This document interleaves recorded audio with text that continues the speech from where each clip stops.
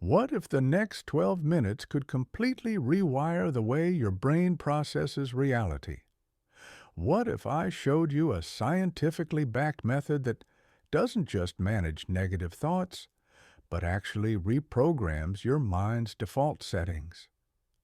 Listen closely, because what you're about to discover will fundamentally alter your relationship with your own consciousness. Right now, in this exact moment, your brain is running an autopilot program you never consciously installed.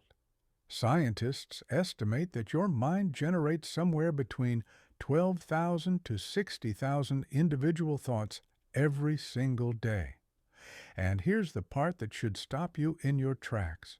Research shows that roughly 80% of these thoughts carry a negative charge.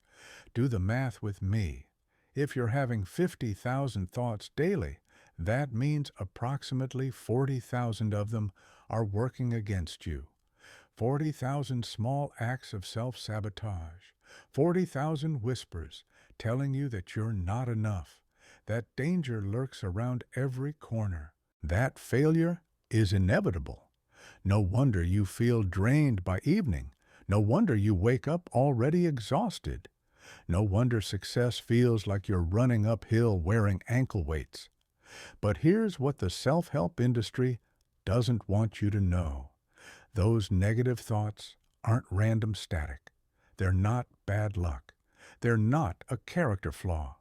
They're a predictable, repeatable system. And here's the beautiful truth. If negativity operates as a system, then positivity can operate as a counter system. Today, you're going to learn that counter system. You're going to discover the rapid action protocol that rewrites your mental programming permanently. Chapter 1. The Architecture of Mental Imprisonment. Let me show you what's actually happening inside your consciousness right now. Imagine your mind as a vast ecosystem, like a coral reef. Every negative thought you entertain is like introducing an invasive species into that reef. One invasive thought might not collapse the entire ecosystem. But when you're introducing 40,000 invasive organisms every single day, the native species, your joy, your confidence, your peace, start dying off. The ecosystem becomes toxic, and you're swimming in those waters every waking moment.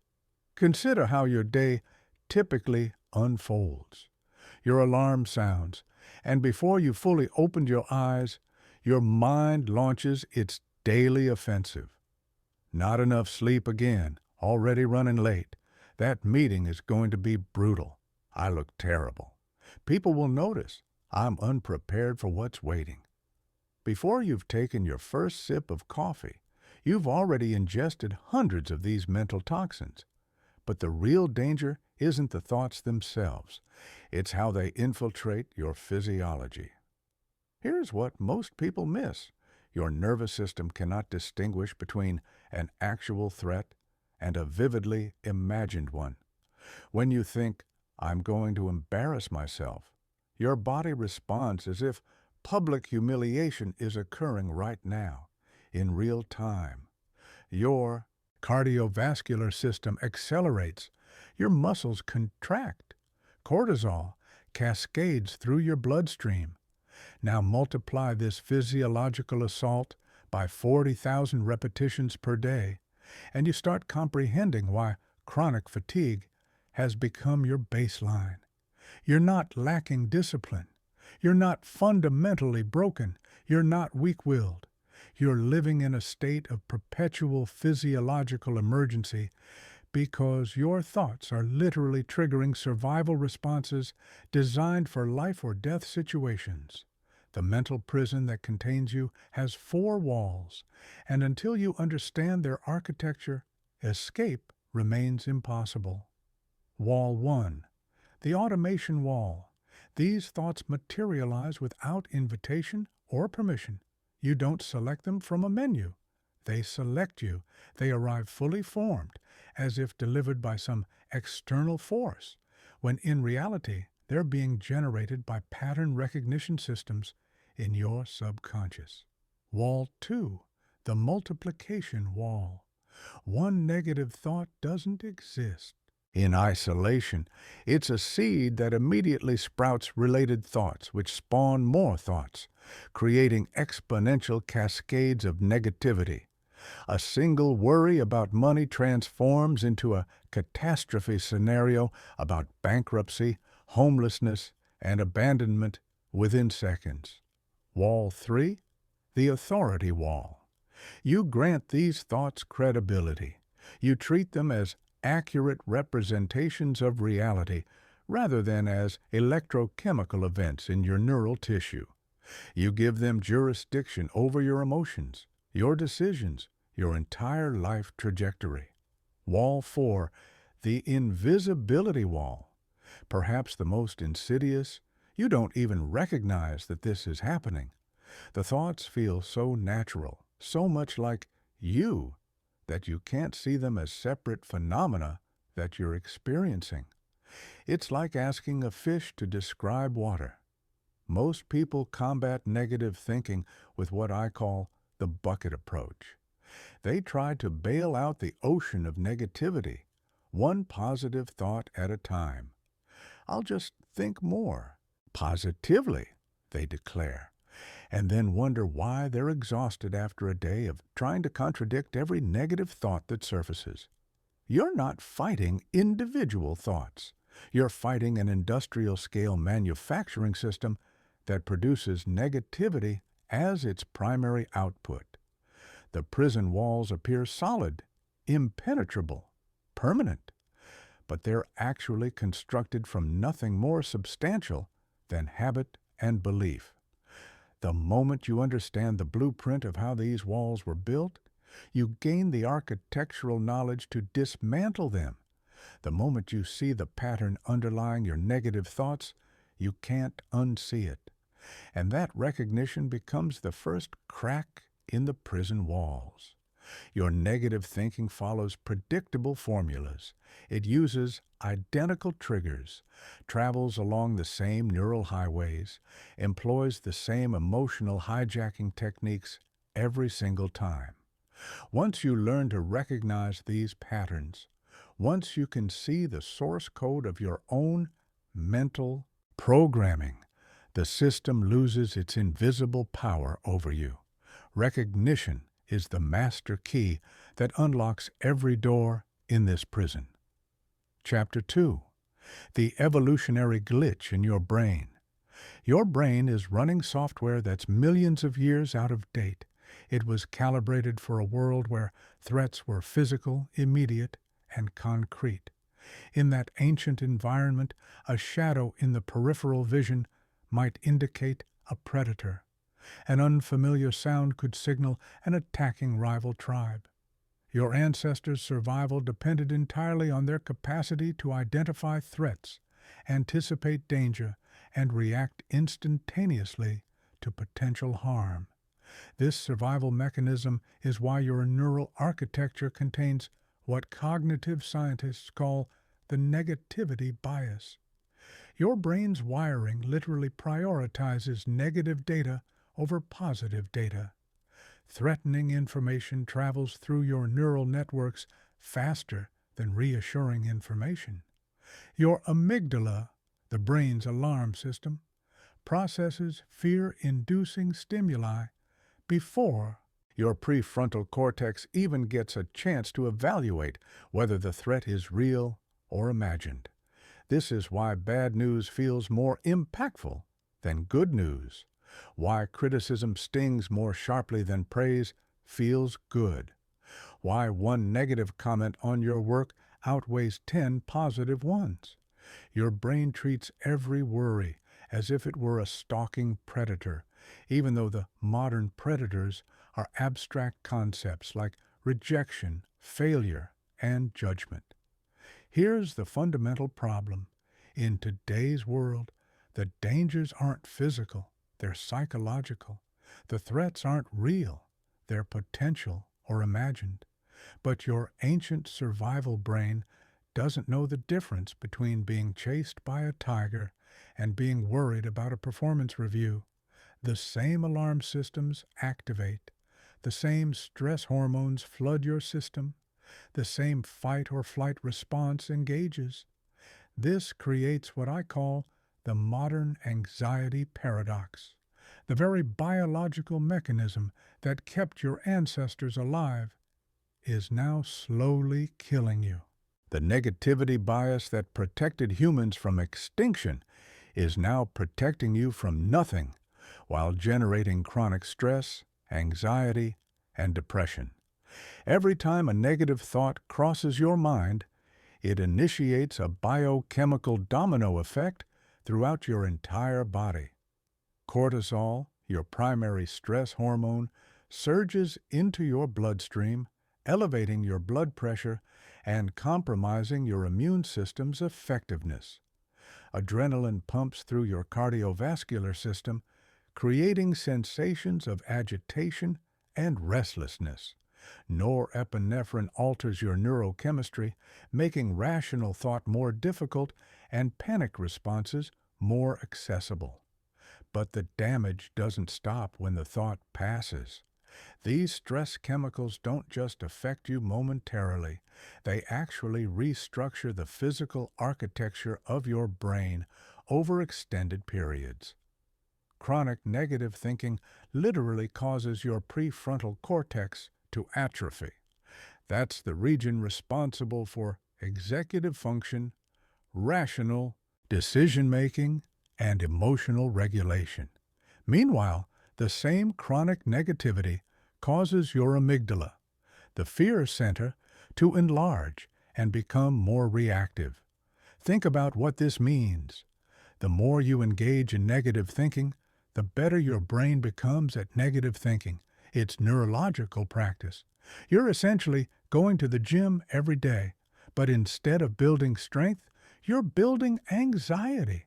Instead of developing resilience, you're developing hypersensitivity to stress. Your brain is physically rewiring itself to become more negative, more reactive, more fearful with each passing day.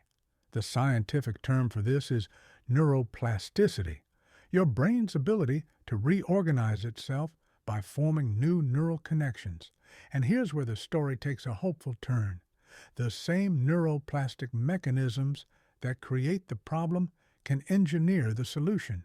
Just as negative thinking can rewire your brain toward anxiety, positive thinking patterns can rewire your brain toward resilience, confidence, and inner peace. When you learn to interrupt negative thought patterns, you're not just changing your mood, you're changing your brain structure. You're not just feeling better temporarily, you're improving your physical health at the cellular level. You're not just experiencing relief, you're literally becoming a different person, neurologically speaking. This is why the rapid action protocol I'm about to share carries such transformative power. It doesn't fight against your biology, it leverages your biology. It doesn't ignore your brain's design. It works with your brain's inherent capacity for change. It converts your negativity bias into a positivity advantage by using your own neuroplastic mechanisms to install new default programming. Chapter 3: The Invisible Tax on Your Existence. Let me ask you a question that might fundamentally shift your perspective. What is your negative thinking actually costing you? Not just emotionally, but in practical, measurable terms. What opportunities have vanished because you were paralyzed by worry?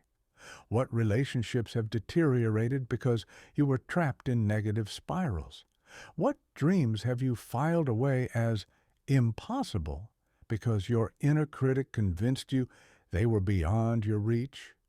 Most people think negative thoughts are just uncomfortable mental experiences, unpleasant but essentially harmless. But they're so much more devastating than that. They're invisible barriers that separate you from the life you're capable of living. Every negative thought is a vote for a diminished version of yourself. Every worry is a wager against your own potential. Every fear-based choice is a decision to contract instead of expand. Let's start by examining your relationships. Negative thinking transforms you into a different person to be around. When your consciousness is consumed with anxiety, stress, and self-doubt, you cannot be genuinely present with the people you care about. Your body occupies the same room, but your mind is imprisoned in an alternate reality of your own construction. Your partner shares their day with you, but you're mentally rehearsing tomorrow's conflicts. Your children seek your attention, but you're replaying yesterday's failures. Your friends invite you out, but you're too exhausted from the mental warfare you've been waging against yourself all day. Negative thinking also makes you hyper-reactive to normal relationship friction. Minor disagreements feel like relationship-ending catastrophes. Small criticisms feel like total rejection. Normal challenges feel like evidence that the relationship is fundamentally broken. You're not responding to what's actually happening. You're responding to the distorted, catastrophized version of reality that your negative thoughts have constructed. Now let's examine your career trajectory. Negative thinking is the assassination of creativity. When your mental bandwidth is consumed by catastrophizing what could go wrong, there's no capacity left for envisioning what could go right. When you're obsessing over potential failure, you cannot simultaneously imagine innovative success. When you're trapped in fear-based thinking, you miss opportunities that require courage, innovation, and self-assurance. I've witnessed extraordinarily talented individuals sabotage their own career advancement because their negative thinking convinced them they were inadequate. They didn't pursue promotions they were qualified for. They didn't launch businesses they were capable of building. They didn't take calculated risks that could have transformed their professional lives. Not because they lacked ability, but because they lacked the mental clarity to see their own ability. But perhaps the steepest price of negative thinking is what it extracts from your physical health. The chronic stress generated by negative thought patterns isn't just uncomfortable, it's actively pathological. It suppresses your immune system, making you vulnerable to infections and illness. It elevates your blood pressure, increasing your risk of cardiovascular disease. It disrupts your sleep architecture, preventing your body from completing essential repair and regeneration processes. Research demonstrates that people with chronic negative thinking patterns show significantly higher rates of depression, anxiety disorders, chronic fatigue syndrome, digestive problems, and accelerated biological aging. Your thoughts aren't just influencing your mental state, they're affecting every cell, every system, every function in your entire body. And then there's what I call the compound cost, the accumulation effect. Every day you spend trapped in negative thinking is a day you're not constructing the life you actually want. Every week spent in mental chaos is a week you're not advancing toward your goals. Every month consumed by worry is a month you're not creating, building, or growing. Time is the only truly non-renewable resource, and negative thinking is stealing it from you. Not just the time you spend actively worrying, but the time you spend recovering from worry. The time you spend paralyzed by fear. The time you spend second-guessing decisions you should make quickly and confidently. The time you spend managing the physical health problems caused by chronic stress. The hidden cost of mental chaos isn't just what it takes from you. It's what it prevents you from becoming. It's not just the pain you experience. It's the joy you never encounter. It's not just the problems it creates. It's the solutions it prevents you from discovering. But here's the truth that changes everything. Every cost I've just described is reversible. Every price you've paid can be recovered. Every opportunity you've missed can be replaced by better opportunities ahead. The moment you learn to stop negative thoughts permanently, you don't just halt the damage. You initiate the healing process. You don't just prevent future costs. You start reclaiming past losses. Chapter 4. The R.E.S.E.T protocol unveiled. Now I'm going to share the exact framework that will stop negative thoughts before they can establish control over your mental state. This isn't abstract philosophy. This isn't theoretical psychology. This is a concrete, step-by-step protocol you can implement starting immediately. I call it the R.E.S.E.T protocol, and it represents the most powerful mental tool you'll ever acquire. R equals recognize, E equals examine, S equals stop, E equals exchange, T equals transform. These 5 steps, when applied correctly, will give you complete mastery over your mental state. Let me break down each component in granular detail. Step 1. Recognize most negative thoughts operate below the threshold of conscious awareness. They're like background radiation. You're being influenced by them, but you're not actively aware of their presence. The moment you develop the skill to recognize negative thoughts as they emerge, you take the first critical step toward freedom. Recognition isn't about evaluation or judgment. You're not trying to determine if the thought is valid or invalid, accurate or distorted. You're simply becoming aware that you're having a negative thought. It's like turning on a light in a darkened room.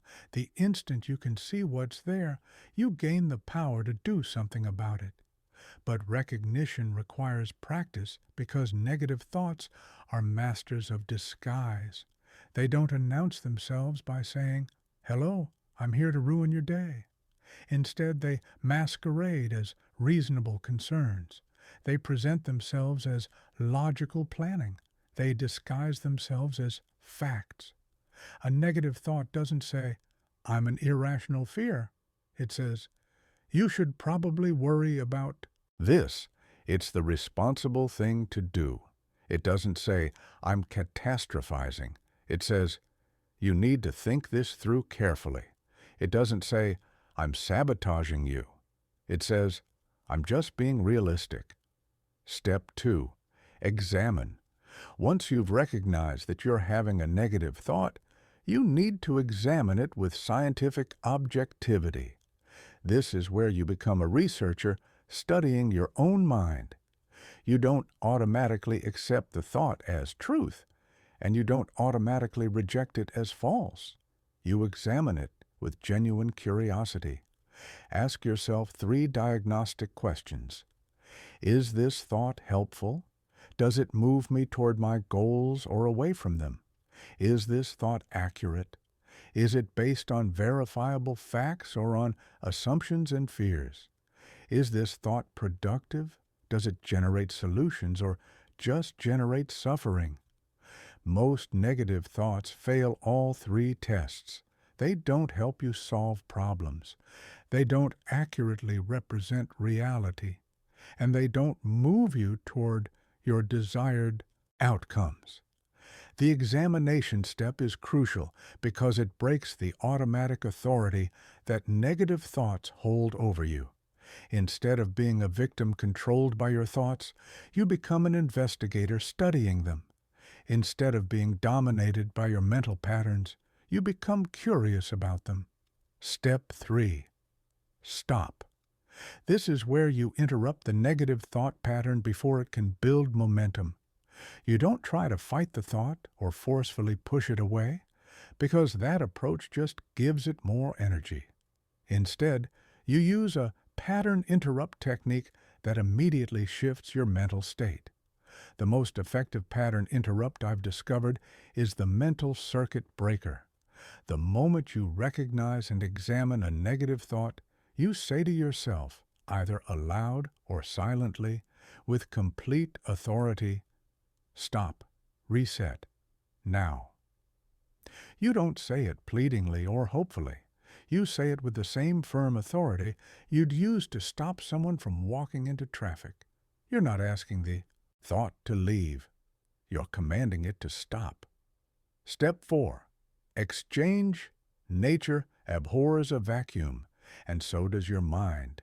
If you stop a negative thought without replacing it with something else, another negative thought will quickly fill the space. That's why the exchange step is essential. You immediately replace the negative thought with a predetermined positive thought. This isn't about fake positivity or pretending problems don't exist.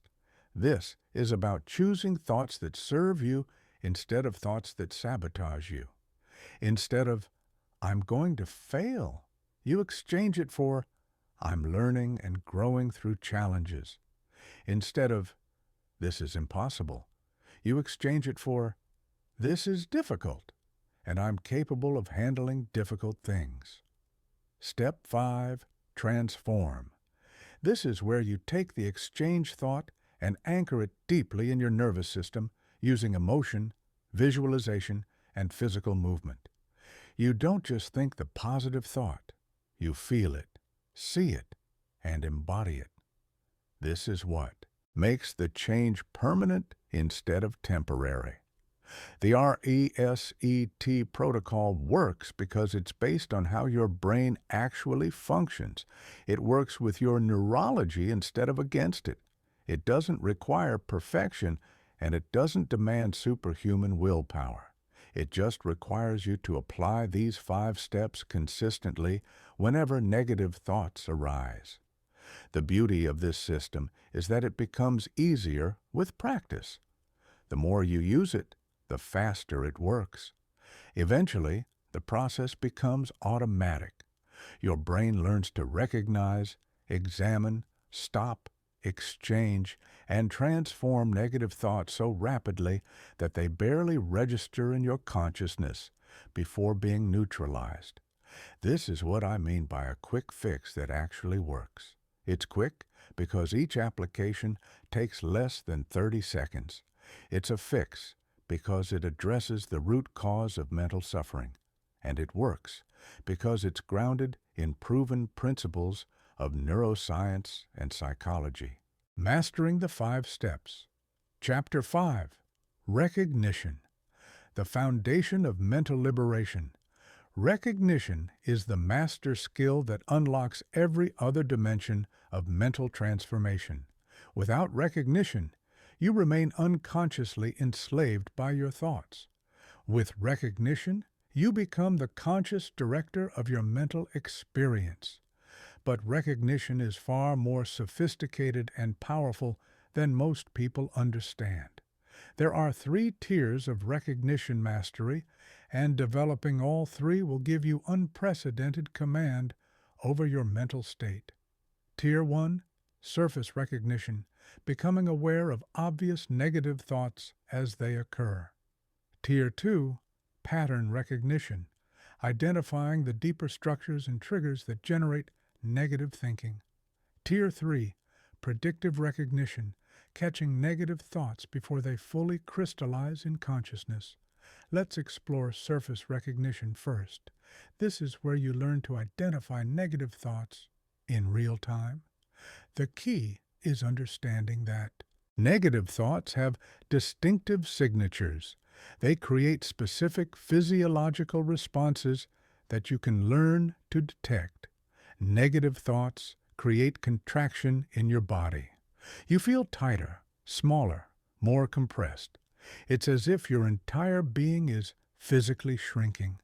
Negative thoughts create depletion in your energy. You feel drained, fatigued, less vital.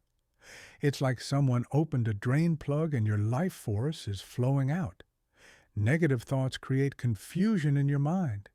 You feel scattered, overwhelmed, less mentally clear. It's like trying to see through fog. Pay careful attention to your physical sensations as you think. Negative thoughts almost always create tension somewhere in your body.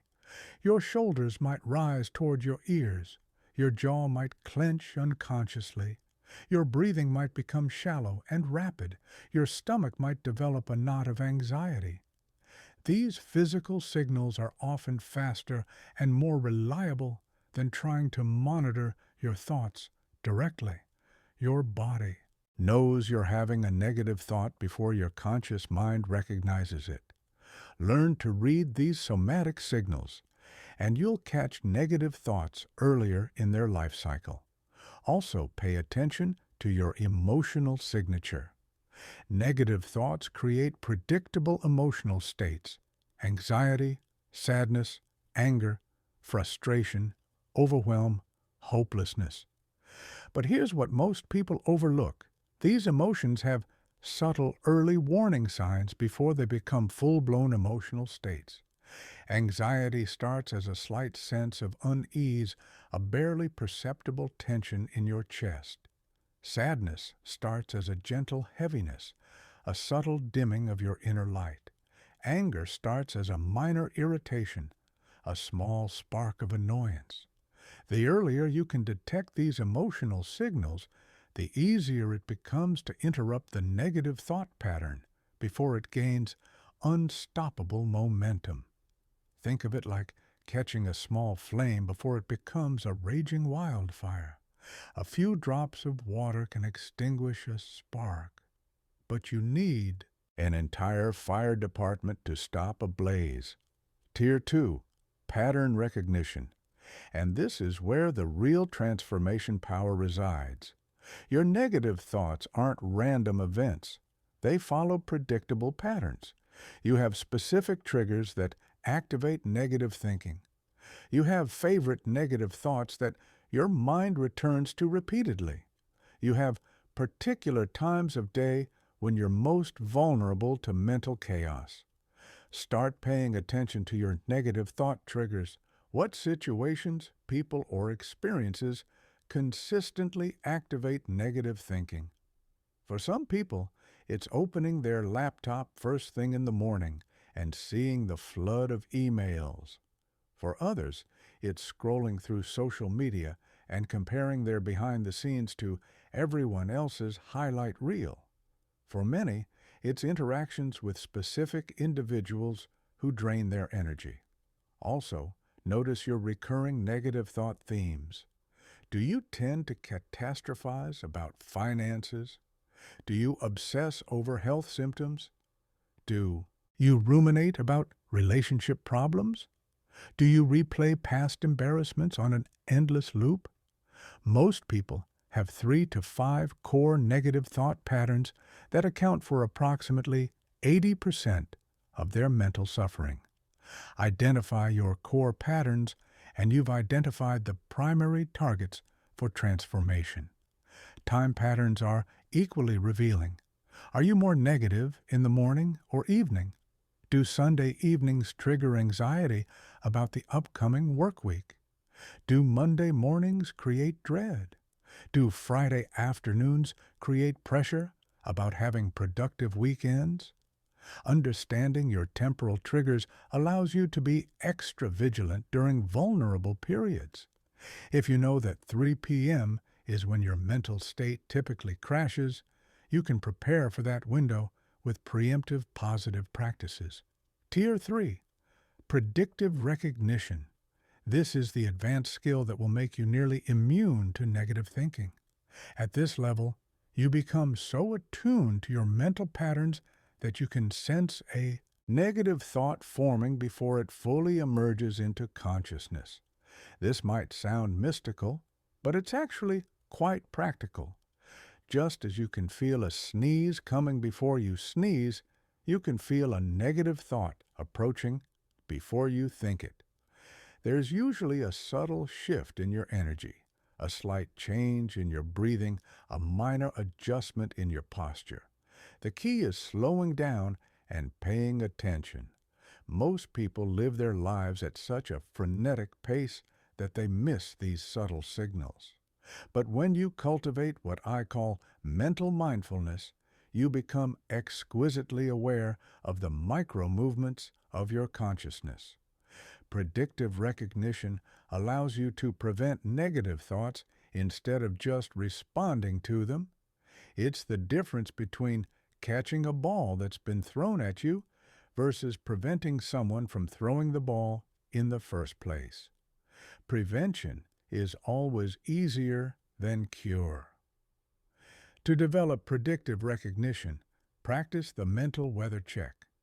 Several times throughout the day, pause for just 10 seconds and ask yourself, what's the atmospheric condition in my mind right now? Are there storm clouds gathering on the horizon? Is there a shift in the barometric pressure of your consciousness? Are there early warning signs of mental turbulence? The more you practice this mental weather check, the more sensitive you become to the subtle shifts in your mental climate. Eventually, you'll develop the ability to sense negative thoughts forming and redirect your mental energy before they fully manifest. Recognition is a skill, and like any skill, it improves with deliberate practice. Start with surface recognition, simply noticing when you're having negative thoughts. Then develop pattern recognition, understanding your personal triggers and themes. Finally, cultivate predictive recognition, sensing negative thoughts before they fully form. Master recognition, and you master the foundation of mental freedom. Everything else builds on this.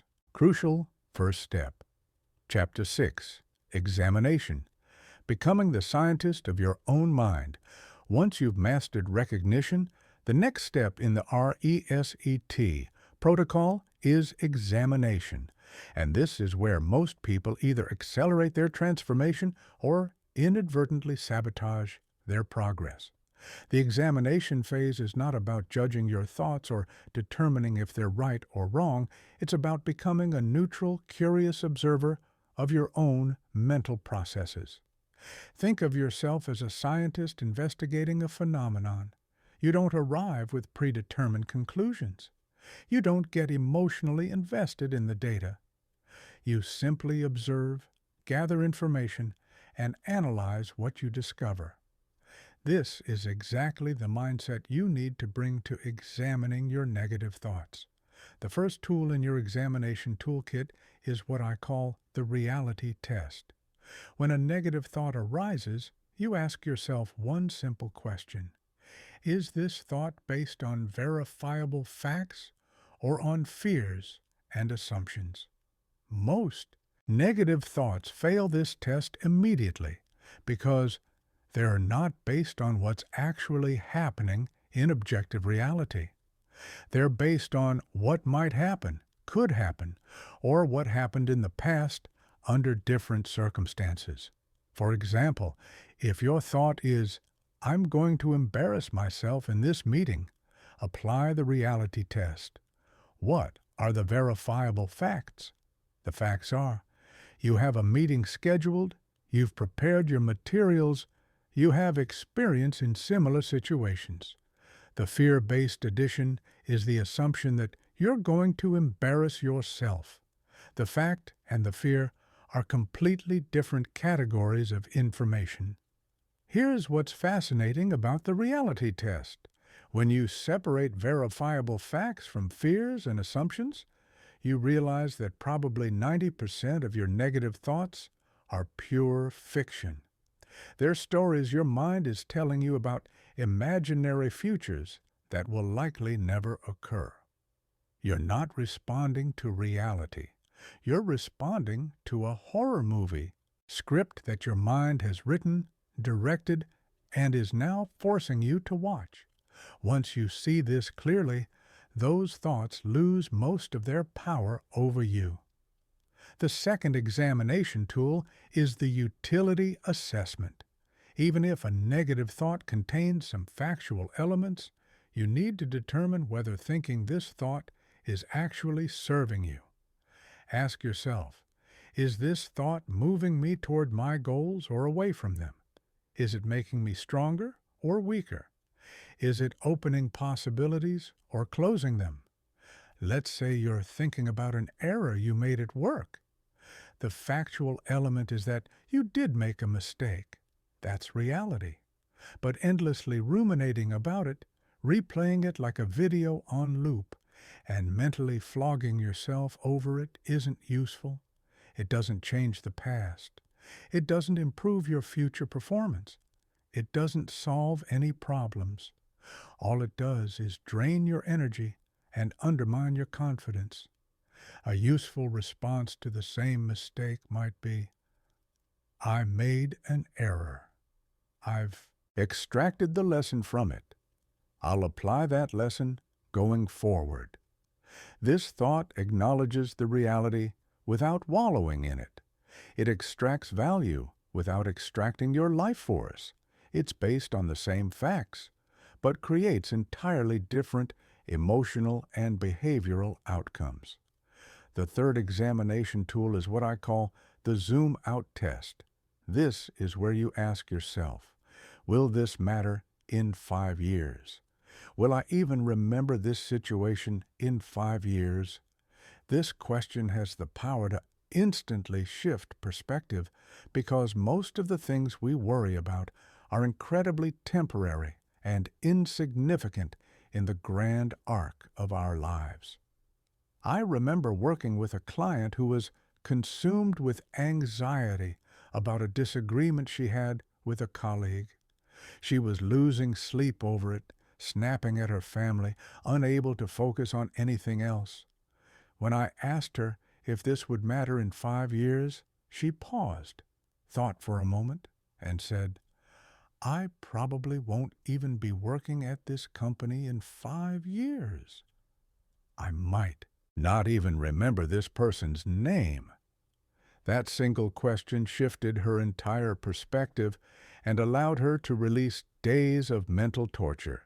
But the zoom-out test works in reverse, too. Sometimes we avoid taking important actions because we're worried about temporary discomfort or short-term challenges. In these cases, ask yourself, if I don't take action on this, where will I be in 5 years? What will I regret not doing?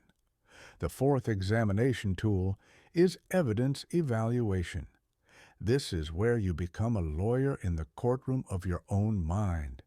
When a negative thought makes a claim, you demand to see the evidence. Not assumptions, not possibilities, not fears, actual concrete evidence. If your thought is, nobody respects me, what's the evidence? Has every single person you've ever met explicitly told you they don't respect you? Have you conducted a scientific survey of everyone's opinions about you? Of course not. The evidence is usually a few isolated incidents, misinterpreted social cues, or projections of your own insecurities. Real evidence evaluation requires intellectual honesty. You have to be willing to look at the evidence that contradicts your negative thoughts, not just the evidence that supports them. If you think nobody respects you, what about the people who seek your advice? What about the colleagues who value your input? What about the positive interactions you have every day that you're dismissing or ignoring because they don't fit your negative narrative? The fifth examination tool is the alternative explanation exercise. For every negative interpretation of events, there are usually multiple alternative explanations that are equally plausible and far more empowering. This exercise trains you to consider possibilities beyond your default negative assumptions. If someone doesn't respond to your text message, your negative thought might be, they're ignoring me because they're upset with me. Alternative explanations. They're in a meeting. They saw the message but got distracted. They're dealing with a family situation. Their phone battery died. They're planning to respond later when they have time for a proper conversation. They didn't receive the message due to technical issues. All of these explanations are equally valid based on the available evidence, but only the negative one causes emotional suffering. The key to effective examination is emotional distance. You're not trying to defend or attack your thoughts. You're simply investigating them with scientific curiosity. This emotional neutrality is crucial because the moment you get emotionally involved in the examination process, you lose objectivity and the whole exercise becomes counterproductive. Practice examining your thoughts like you're studying someone else's thoughts. What would you tell a close friend who was having these same negative thoughts? What advice would you offer them? What alternative perspectives would you suggest? Often we have clarity about other people's situations that we completely lack about our own. The examination phase helps you apply that same external clarity to your internal experience. Remember, the goal of examination isn't to prove your negative thoughts wrong. It's to see them clearly. Sometimes examination will reveal that a negative thought contains important information that requires action. But most of the time, examination will reveal that your negative thoughts are mental smoke. They seem substantial until you look closely, and then they dissolve. The examination phase is what separates reactive people from responsive people. Reactive people are controlled by their first thoughts. Responsive people examine their thoughts and choose which ones deserve their attention and energy. Master the art of examination, and you master the art of mental self-defense. Chapter 7. The Stop Command, Interrupting Mental Momentum. The third step in the R.E.S.E.T protocol is the most critical and the most misunderstood. This is where you actually interrupt the negative thought pattern before it can build momentum and hijack your mental state.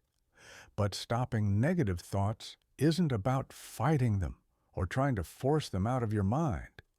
That approach not only doesn't work, it actually strengthens and reinforces the thoughts you're trying to eliminate. Think about what happens when someone tells you not to think about a pink elephant.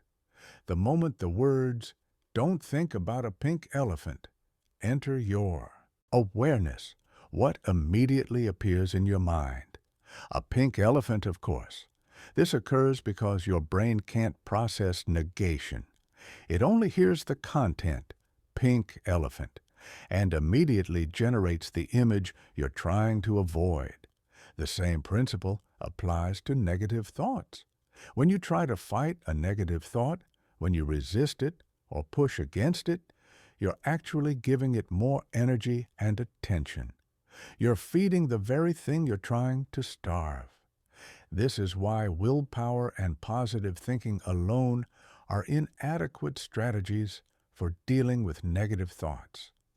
They create internal warfare, and in that war, the negative thoughts usually win because they're fighting on familiar territory. Instead of fighting negative thoughts, you interrupt them. And the most powerful way to interrupt a negative thought is with what I call the circuit breaker technique. Just like an electrical circuit breaker stops the flow of electricity when there's a dangerous overload. This technique stops the flow of negative mental energy when there's a thought overload. The circuit breaker technique has 3 integrated components. Component 1, the stop command. This is a firm, authoritative mental instruction that you give to your own mind. The moment you recognize and examine a negative thought, you say to yourself, either out loud or silently, with complete authority, "Stop, reset, now." You don't say it pleadingly or hopefully. You say it with the same firm authority you would use to stop a child from running into traffic. Not harsh, but absolutely clear and non-negotiable. The key is using the exact same words every time. Stop, reset, now. Not stop thinking negatively, or I need to be more positive, or this isn't helpful. Just stop, reset, now. The consistency is crucial because it creates a conditioned response. Over time, these three words become a powerful trigger that instantly shifts your mental state. Your brain learns to associate these words with the pattern interrupt, making the technique more effective with each use. The stop command works because it activates what neuroscientists call the prefrontal override. Your prefrontal cortex is the executive center of your brain, responsible for conscious control and decision-making. When you give a firm mental command, you activate this part of your brain and temporarily override the automatic thought patterns generated by other brain regions. Component 2. The physical reset. Negative thoughts don't just exist in your mind, they exist in your entire nervous system. They create physical patterns of tension, breathing changes, and postural shifts. To fully interrupt a negative thought, you have to interrupt these physical patterns as well. The most effective physical reset technique is what I call the power breath reset. The moment you give the stop command, you immediately take one deep breath in through your nose, 4 seconds. Hold it for 3 seconds. Release it forcefully through your mouth with a whoosh sound, 6 seconds. This single breath pattern interrupts the stress response in your nervous system and creates an immediate sense of relief and control. But the physical reset can also include other movements. You might shake your hands vigorously for 5 seconds, roll your shoulders back and stand up straighter, splash cold water on your face, step outside for a moment of fresh air, do 10 jumping jacks. The key is choosing one specific physical action that you do every time so it becomes part of your automatic response pattern. Component 3. The attention redirect. This is where you immediately focus your attention on something specific and concrete in your immediate environment. This isn't about replacing the negative thought with a positive thought yet. That comes in the next step. This is simply about redirecting your attention away from internal mental chatter and toward external sensory input. The most effective attention redirect technique is the 5-4-3-2-1 grounding exercise. Identify 5 things you can see. Identify 4 things you can physically touch. Identify 3 things you can hear. Identify 2 things you can smell. Identify 1 thing you can taste. This exercise grounds you in the present moment and breaks the hypnotic trance of negative thinking.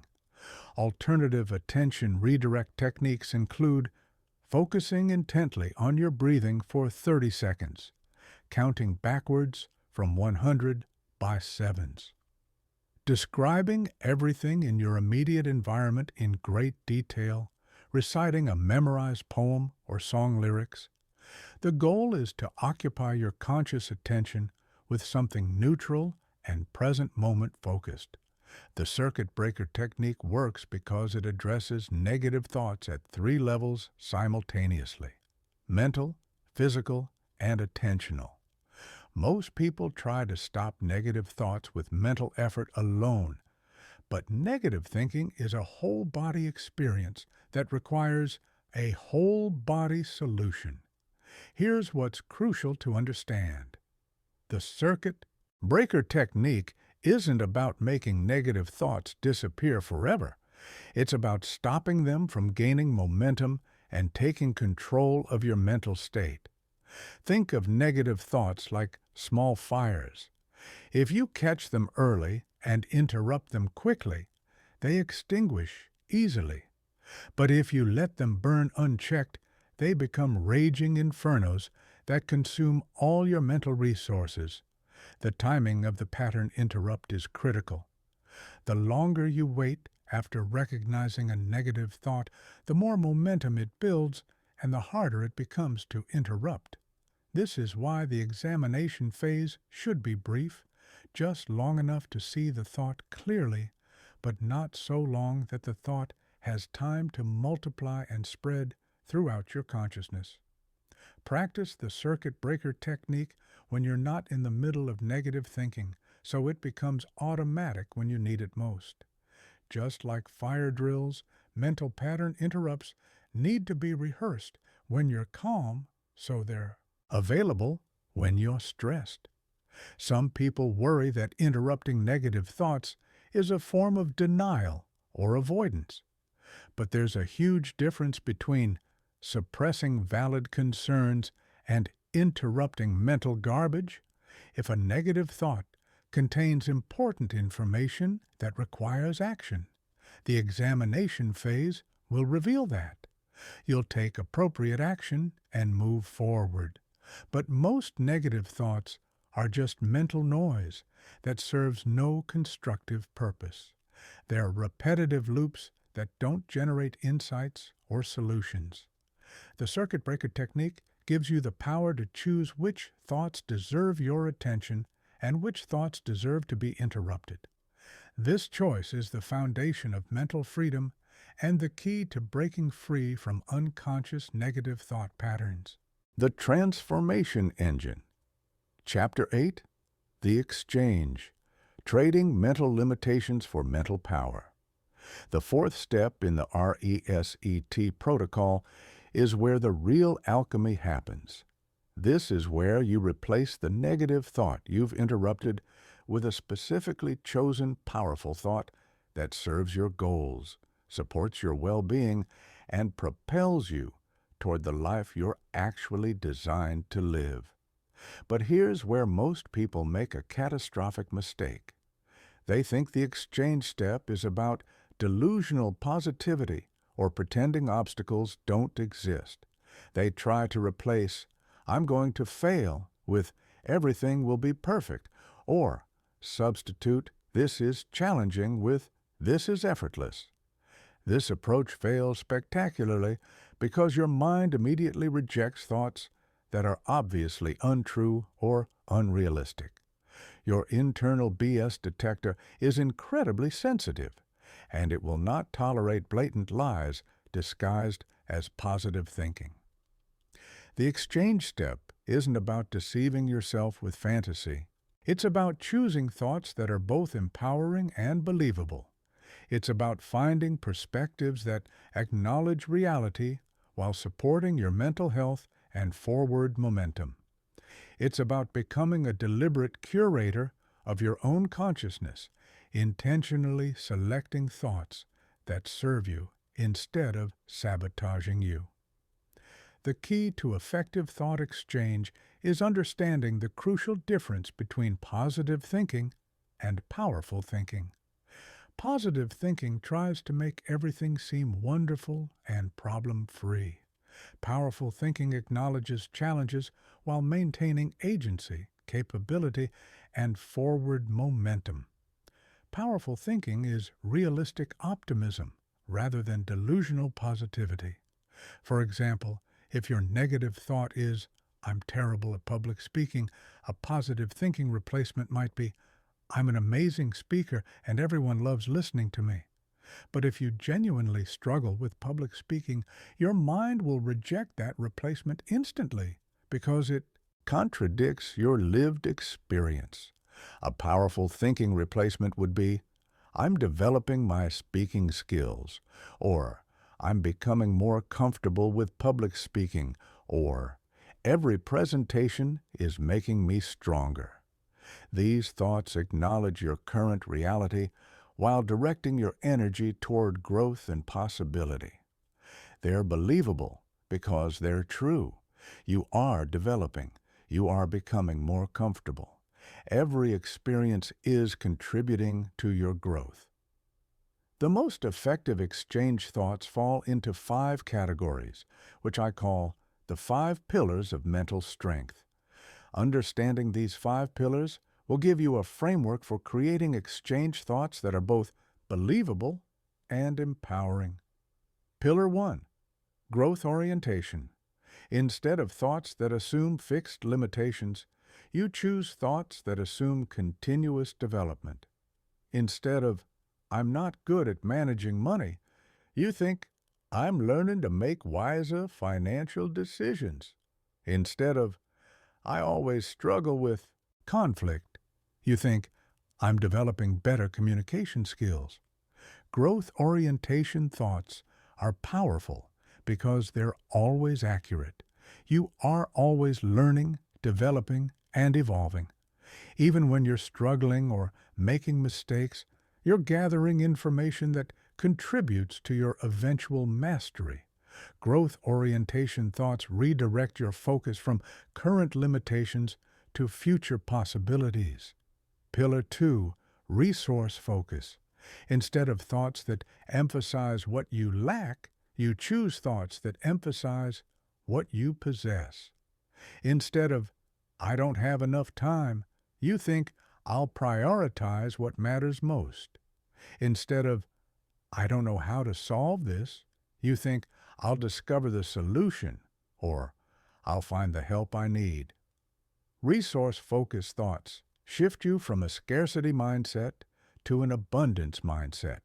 They help you see opportunities instead of obstacles, solutions instead of problems, possibilities instead of limitations. When you focus on your resources, your skills, your knowledge, your relationships, your creativity, your resilience, you feel more capable and confident. You start noticing resources you previously overlooked. Pillar 3, action orientation. Instead of thoughts that create paralysis, you choose thoughts that inspire movement. Instead of, this is completely overwhelming, you think, I'll tackle this one piece at a time. Instead of, I don't know where to begin, you think, I'll start with what I can control right now. Action-oriented thoughts break large challenges into manageable pieces and point you toward specific next steps. They transform vague anxieties into concrete action plans.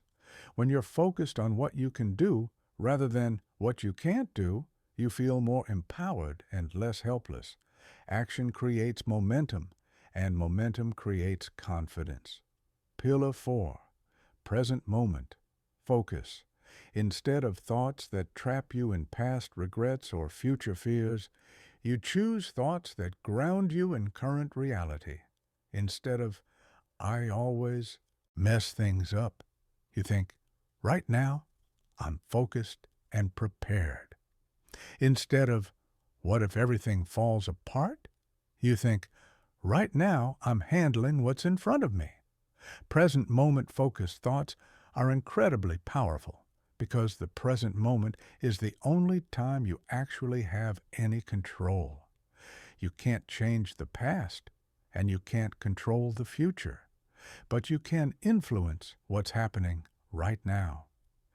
Present-focused thoughts eliminate the mental time travel that creates most emotional suffering. Pillar 5, purpose connection. Instead of thoughts that make situations seem meaningless, you choose thoughts that connect current challenges to your larger goals and values. Instead of, this is pointless, you think, this is developing skills I'll use for years. Instead of, why is this happening to me? You think, how can this experience contribute to my growth? Purpose connection thoughts give meaning to difficulty and transform obstacles into opportunities. When you can connect current struggles to future growth, you're more likely to persist through challenges and extract value from difficult experiences. Now, here's the crucial part about implementing the exchange step. You need to have your exchange thoughts prepared in advance. In the heat of negative thinking, your brain isn't in the optimal state for creating new, empowering thoughts. The stress hormones coursing through your system impair your creativity and problem-solving abilities. You need to do this work when you're calm and clear-headed. I recommend creating what I call an exchange thought library. a personal collection of powerful, believable thoughts that you can use to replace common negative thought patterns. Start by identifying your most frequent negative thoughts. Keep a simple log for 3 days, noting the negative thoughts that recur most often. You'll probably discover that you have 10 to 15 core negative thoughts that account for 80% of your mental suffering. Then, craft specific exchange thoughts for each one using the 5 pillars framework. For instance, if you frequently think, "I'm not smart enough," your exchange thought library might include, "I'm capable of learning what I need to know." Growth orientation. "I have intelligence and I'm developing it further." Resource focus. "I'll educate myself about this topic." Action orientation. "Right now, I'm thinking clearly and making progress." Present moment focus. "Learning new things helps me become the person I want to be." Purpose connection. Write these exchange thoughts down. Keep them in your phone. Review them regularly. Make them so familiar that they come to mind automatically when you need them. The more you practice the exchange step, the faster and more automatic it becomes.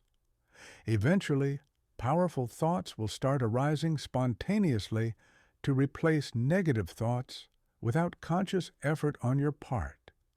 This is when you know you've successfully rewired your mental patterns. Remember, the goal isn't to eliminate all challenging thoughts or difficult emotions. The goal is to ensure that your predominant thought patterns support your well-being and forward progress rather than undermining them. The exchange step gives you conscious control over the mental software that's running in the background of your life. It transforms you from a passive consumer of random thoughts into an active architect of your mental experience. Chapter 9. Transform, making new thoughts permanent.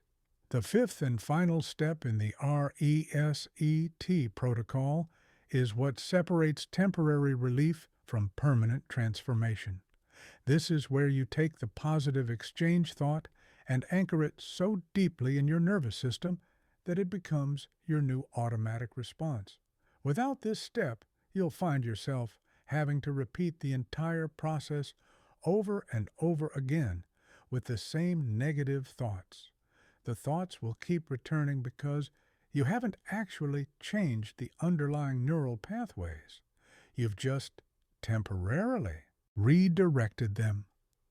Transformation happens when you engage multiple channels of your nervous system simultaneously.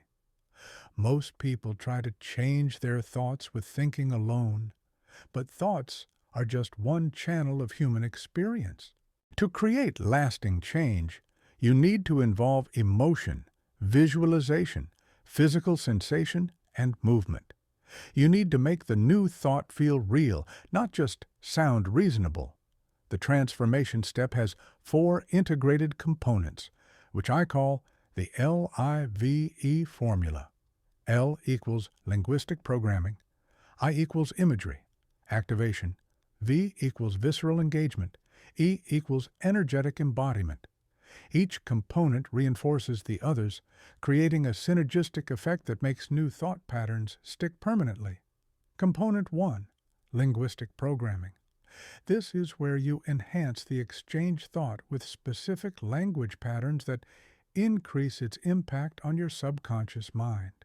Not all words are created equal. Some words create expansion in your nervous system, while others create contraction. Some words inspire action, while others promote passivity. For example, instead of saying, "I'm trying to be more confident," you say, "I am becoming more confident every day." The word trying implies struggle and possible failure, while becoming implies inevitable progress and natural development. Instead of, "I hope I can handle this," you say, "I am fully capable of handling this." Hope is passive and uncertain, while capable is active and confident.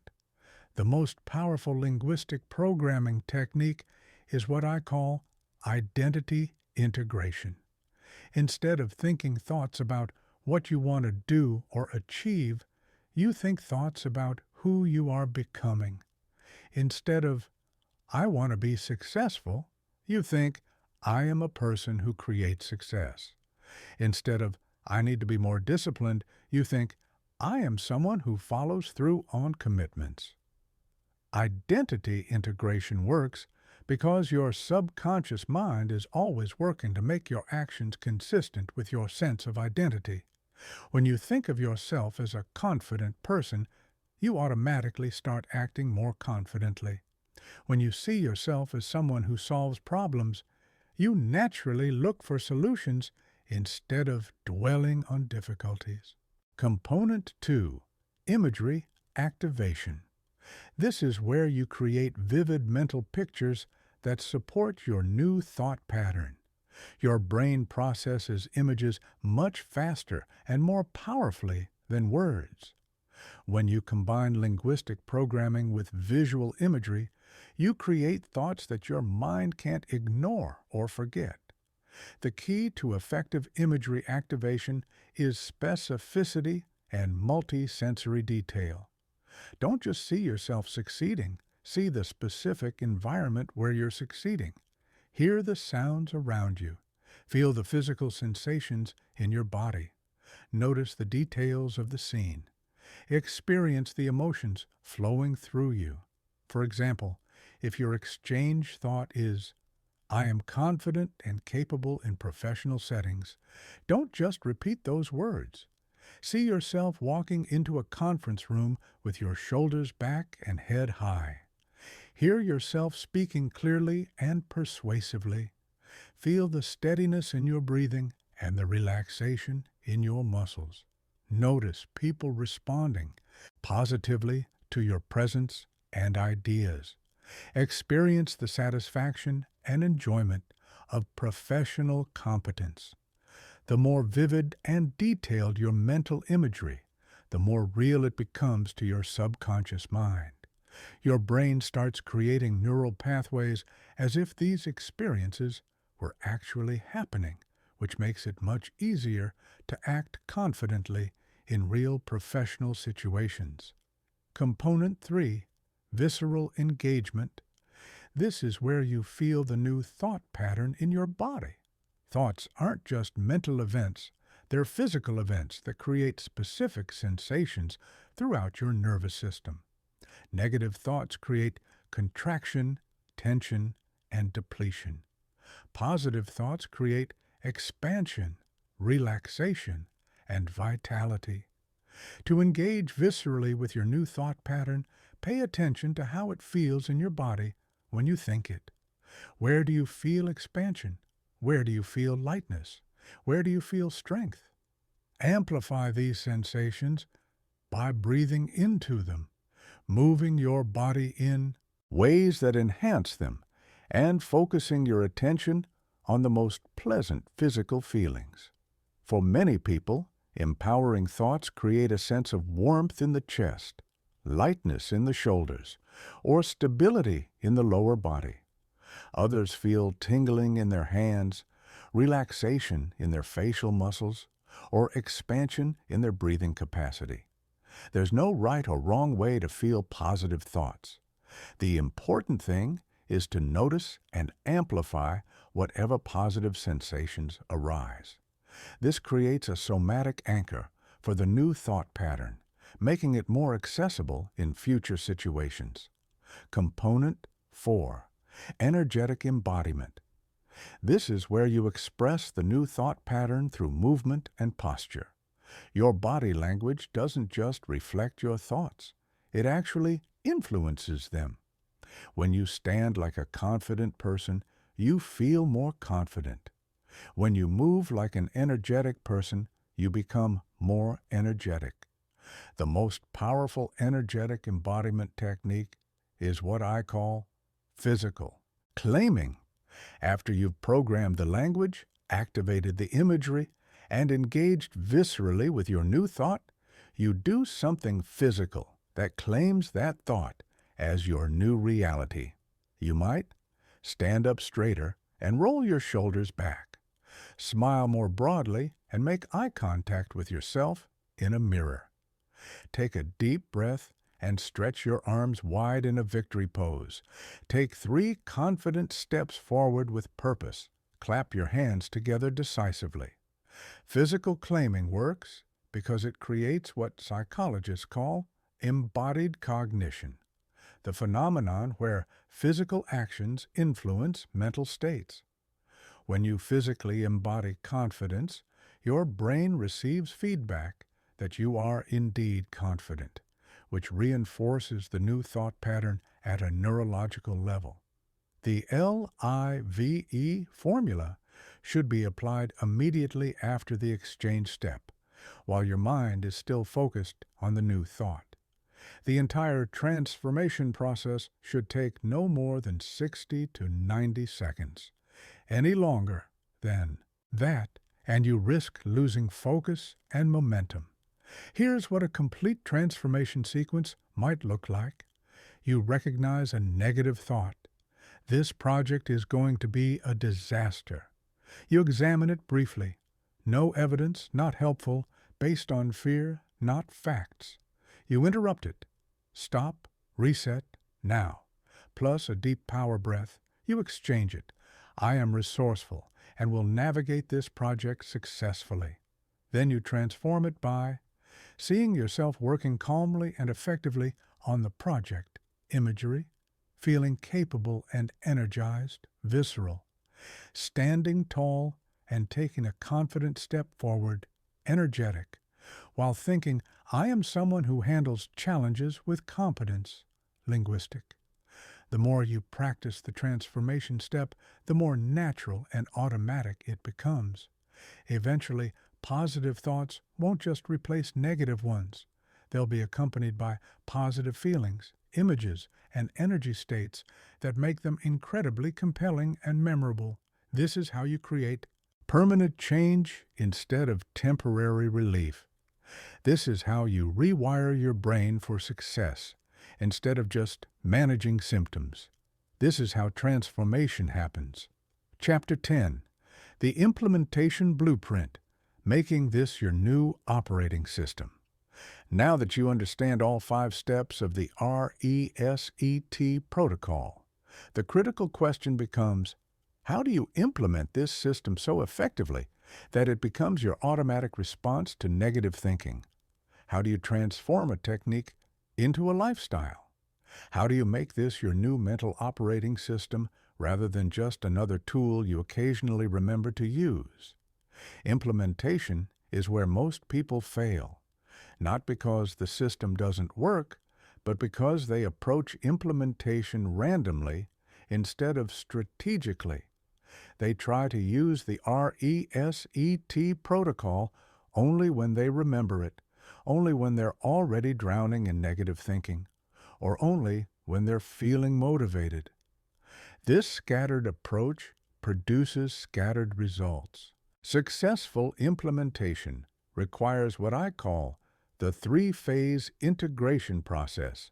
Phase 1, foundation building, where you practice the system when you don't need it. Phase 2, real-time application, where you use the system during actual negative thinking episodes. Phase 3, automatic integration, where the system becomes your unconscious default response. Phase 1, foundation building. This phase is absolutely critical, but most people skip it entirely. They want to wait until they're having negative thoughts to practice the R.E.S.E.T protocol. But that's like trying to learn to play piano during a concert performance. The middle of mental chaos is not the time to learn new mental skills. During foundation building, you practice each step of the protocol with manufactured scenarios. You imagine common negative thought situations and rehearse your response. You practice recognition by deliberately monitoring your thoughts throughout the day, even when they're neutral. You Practice examination by questioning thoughts that aren't even particularly negative, just to build the skill. You practice the circuit breaker technique during calm moments so it becomes automatic. You practice exchange by developing your personal exchange thought library. And you practice transformation by regularly engaging the LIVE formula with your exchange thoughts. I recommend spending at least 2 weeks in foundation building mode, practicing the protocol 3 to 5 times per day during neutral moments. Set random alarms on your phone. Whenever they go off, run through the entire R.E.S.E.T sequence with whatever thoughts happen to be in your mind at that moment. This foundation practice serves multiple purposes. It makes each step of the protocol automatic, so you don't have to consciously remember what to do when negative thoughts arise. It builds confidence in your ability to control your mental state, which makes you less afraid of negative thoughts when they do occur. And it starts rewiring your brain toward positive thinking patterns even before you face major mental challenges. Phase 2, real-time application. This is where you start using the protocol during actual negative thinking episodes. But even here, there's a strategic approach that maximizes your success rate. Start with low-stakes negative thoughts, rather than your most intense mental patterns. If you typically struggle with severe anxiety about major life decisions, don't make that your first real-world test case. Instead, practice with minor irritations, small disappointments, or everyday worries. Build your confidence and skill with manageable challenges before taking on your biggest mental obstacles. During real-time application, focus on speed rather than perfection. The goal is to interrupt negative thought patterns before they build momentum, which means applying the protocol within the first 30 seconds of recognizing negative thinking. It's better to do a quick, imperfect R.E.S.E.T sequence than to wait for the perfect moment and let the negative thoughts multiply. Also, expect some resistance during this phase. Your brain has been running negative thought patterns for years or decades, and it won't give them up without a fight. You might find yourself forgetting to use the protocol, or remembering only after you've been stuck in negative thinking for an hour. This is normal and temporary. Persistence is more important than perfection. One of the most effective real-time application strategies is what I call pattern mapping. Keep a simple log for 1 week, noting when negative thoughts occur, what triggers them, how successfully you apply the R.E.S.E.T protocol, what you learn from each experience. This gives you data about your mental patterns and helps you identify your most vulnerable times and situations. Most people discover that they have predictable negative thought patterns, certain times of day, specific situations, particular people, or recurring themes that consistently trigger mental chaos. Once you identify these patterns, you can be extra vigilant during high-risk periods and even use the protocol preemptively. Phase 3, automatic integration. This is where the R.E.S.E.T protocol becomes your unconscious default response to negative thinking. You don't have to consciously decide to use it. It just happens automatically whenever negative thoughts arise. This typically occurs after 4 to 6 weeks of consistent practice, though some people experience it sooner. During automatic integration, the protocol becomes so natural that you sometimes complete the entire sequence without even realizing you've done it. You notice negative thoughts forming, but they don't gain traction because your mind automatically recognizes, examines, interrupts, exchanges, and transforms them before they can create emotional disturbance. This is when you know you've successfully reprogrammed your mental operating system. Negative thoughts still arise. They're a normal part of human consciousness, but they no longer control your emotional state or behavioral choices.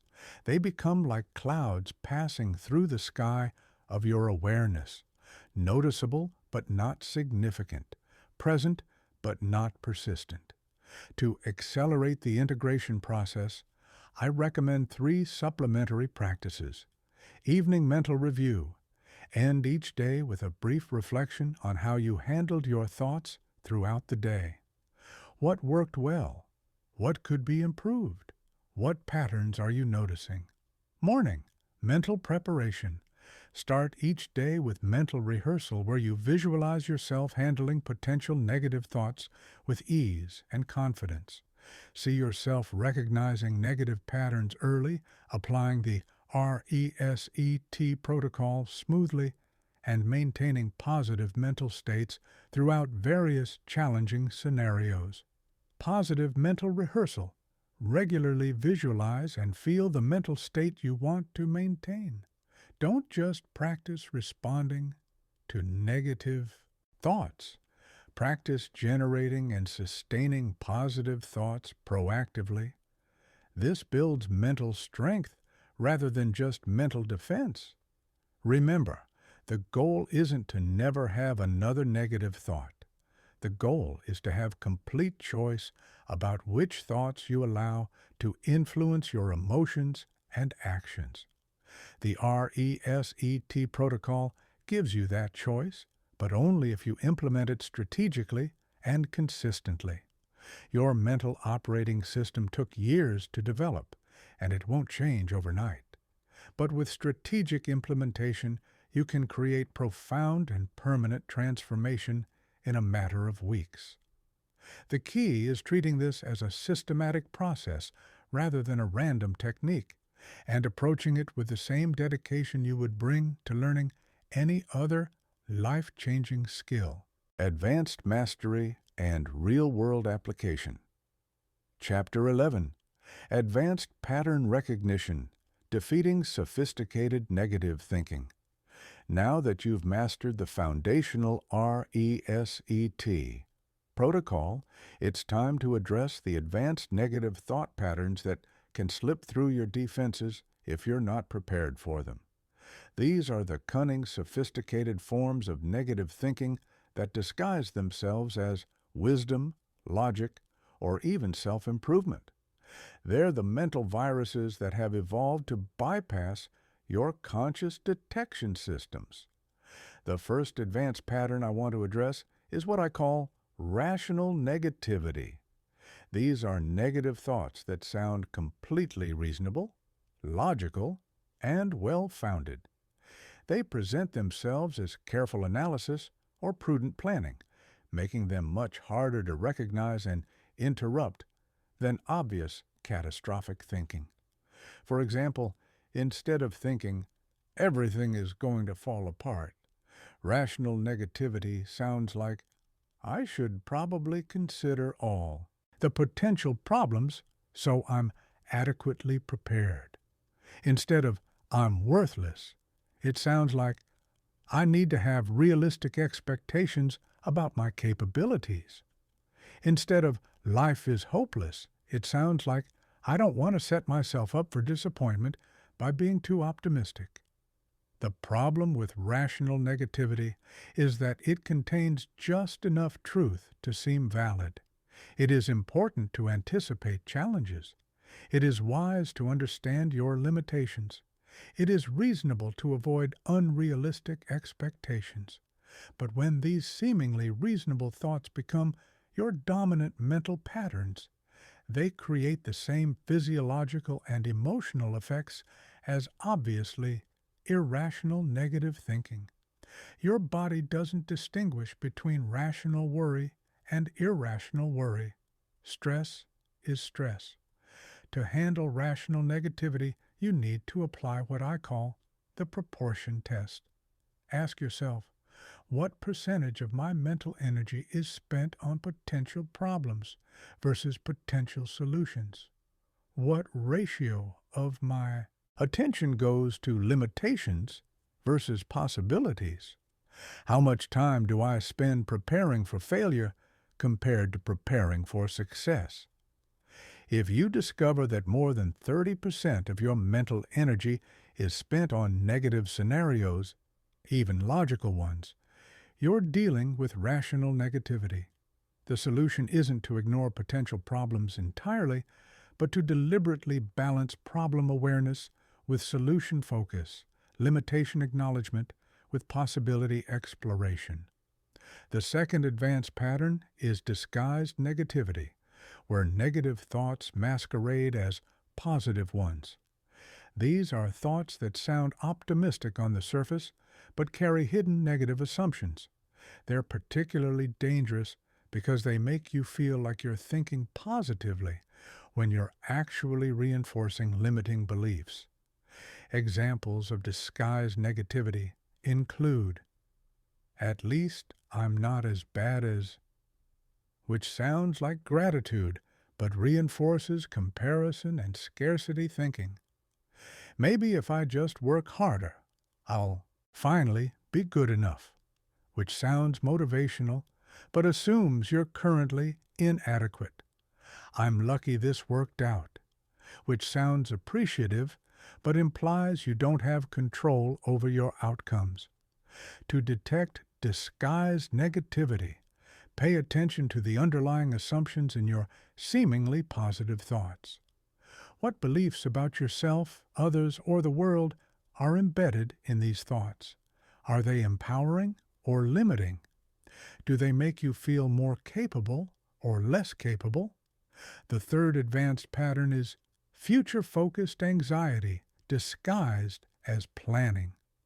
This is when you spend hours or days mentally rehearsing negative scenarios under the guise of being prepared. You tell yourself you're just being responsible, just thinking ahead, just making sure you're ready for anything that might happen. But there's a crucial difference between productive planning and mental torture. Productive planning involves identifying potential challenges, creating specific solutions, and then taking concrete actions. Mental torture involves endlessly cycling through worst-case scenarios without creating actionable solutions. Real planning has three characteristics. It's time-limited, usually 15 to 20 minutes maximum. It's solution-focused, generates specific action steps. It results in concrete actions. You actually do something. If you find yourself spending more than 20 minutes at a time on any planning session, or if your planning doesn't result in specific next steps, or if you keep returning to the same scenarios over and over, you're not planning. You're worrying with a sophisticated disguise. The fourth advanced pattern is comparative negativity, where your negative thoughts are triggered by comparing yourself to others.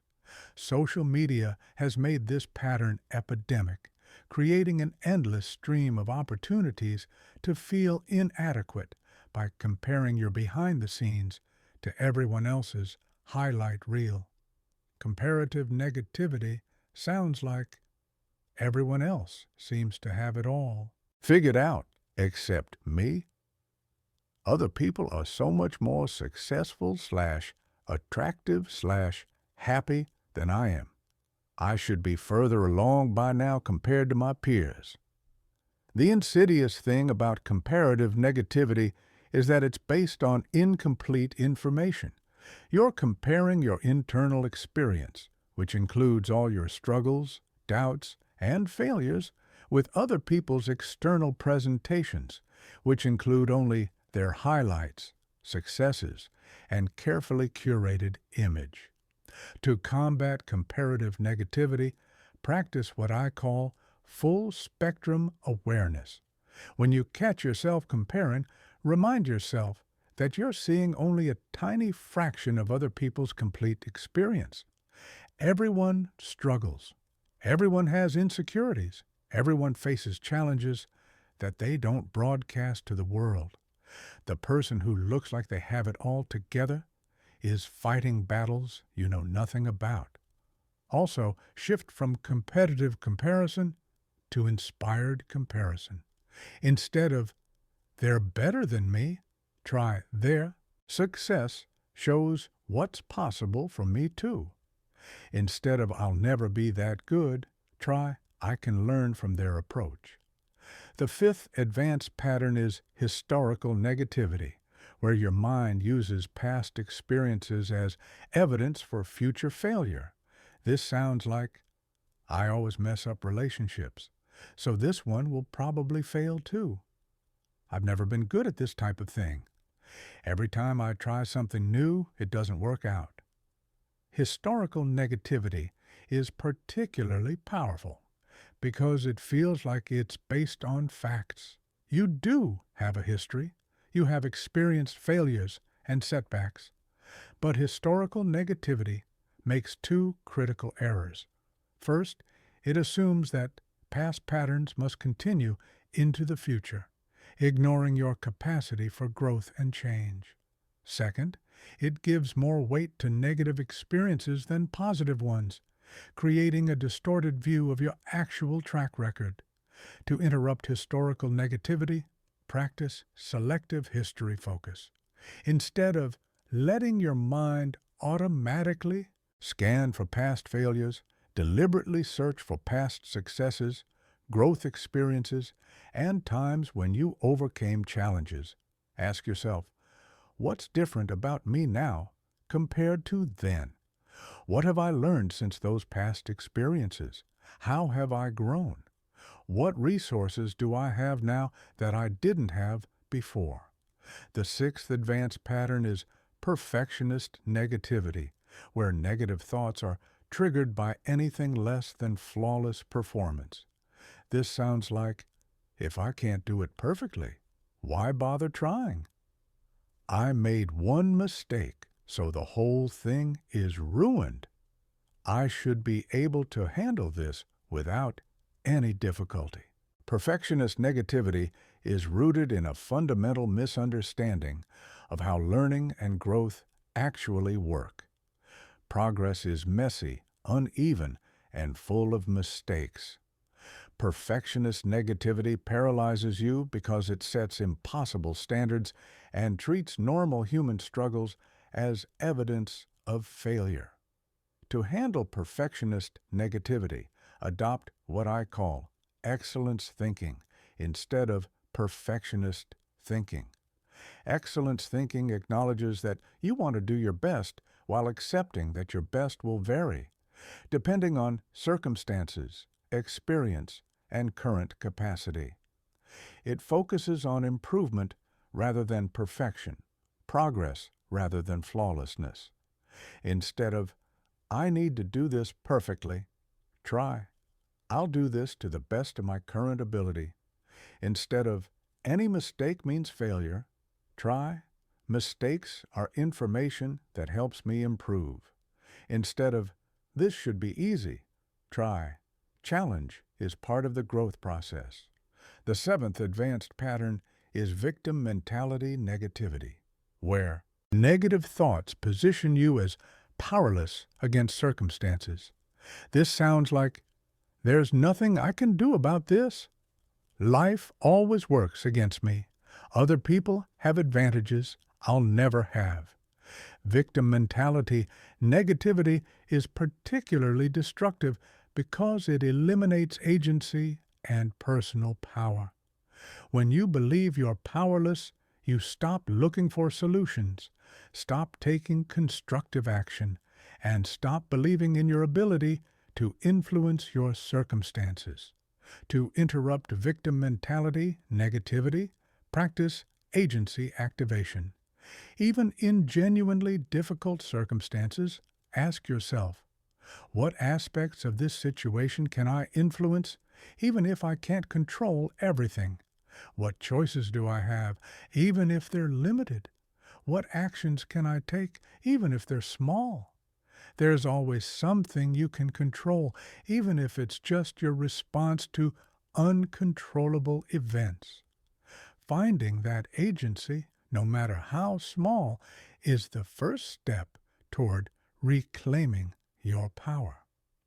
These advanced negative thought patterns require more sophisticated recognition and response skills, but they respond to the same basic R.E.S.E.T protocol.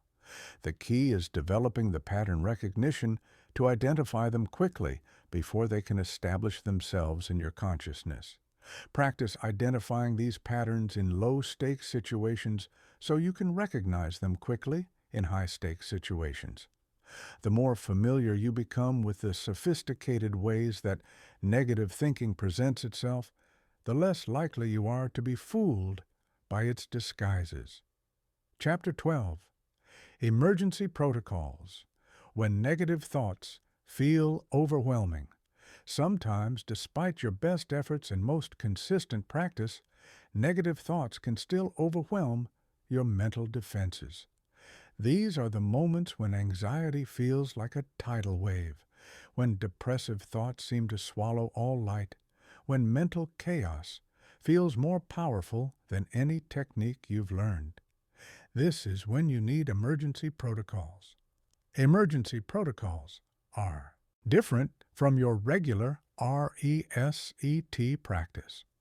They're designed for crisis moments when your nervous system is flooded with stress chemicals, when your thinking is compromised by intense emotion, and when your usual mental tools feel inadequate to the situation. These protocols prioritize immediate stabilization over long-term transformation. Emergency Protocol 1. The Anchor Technique.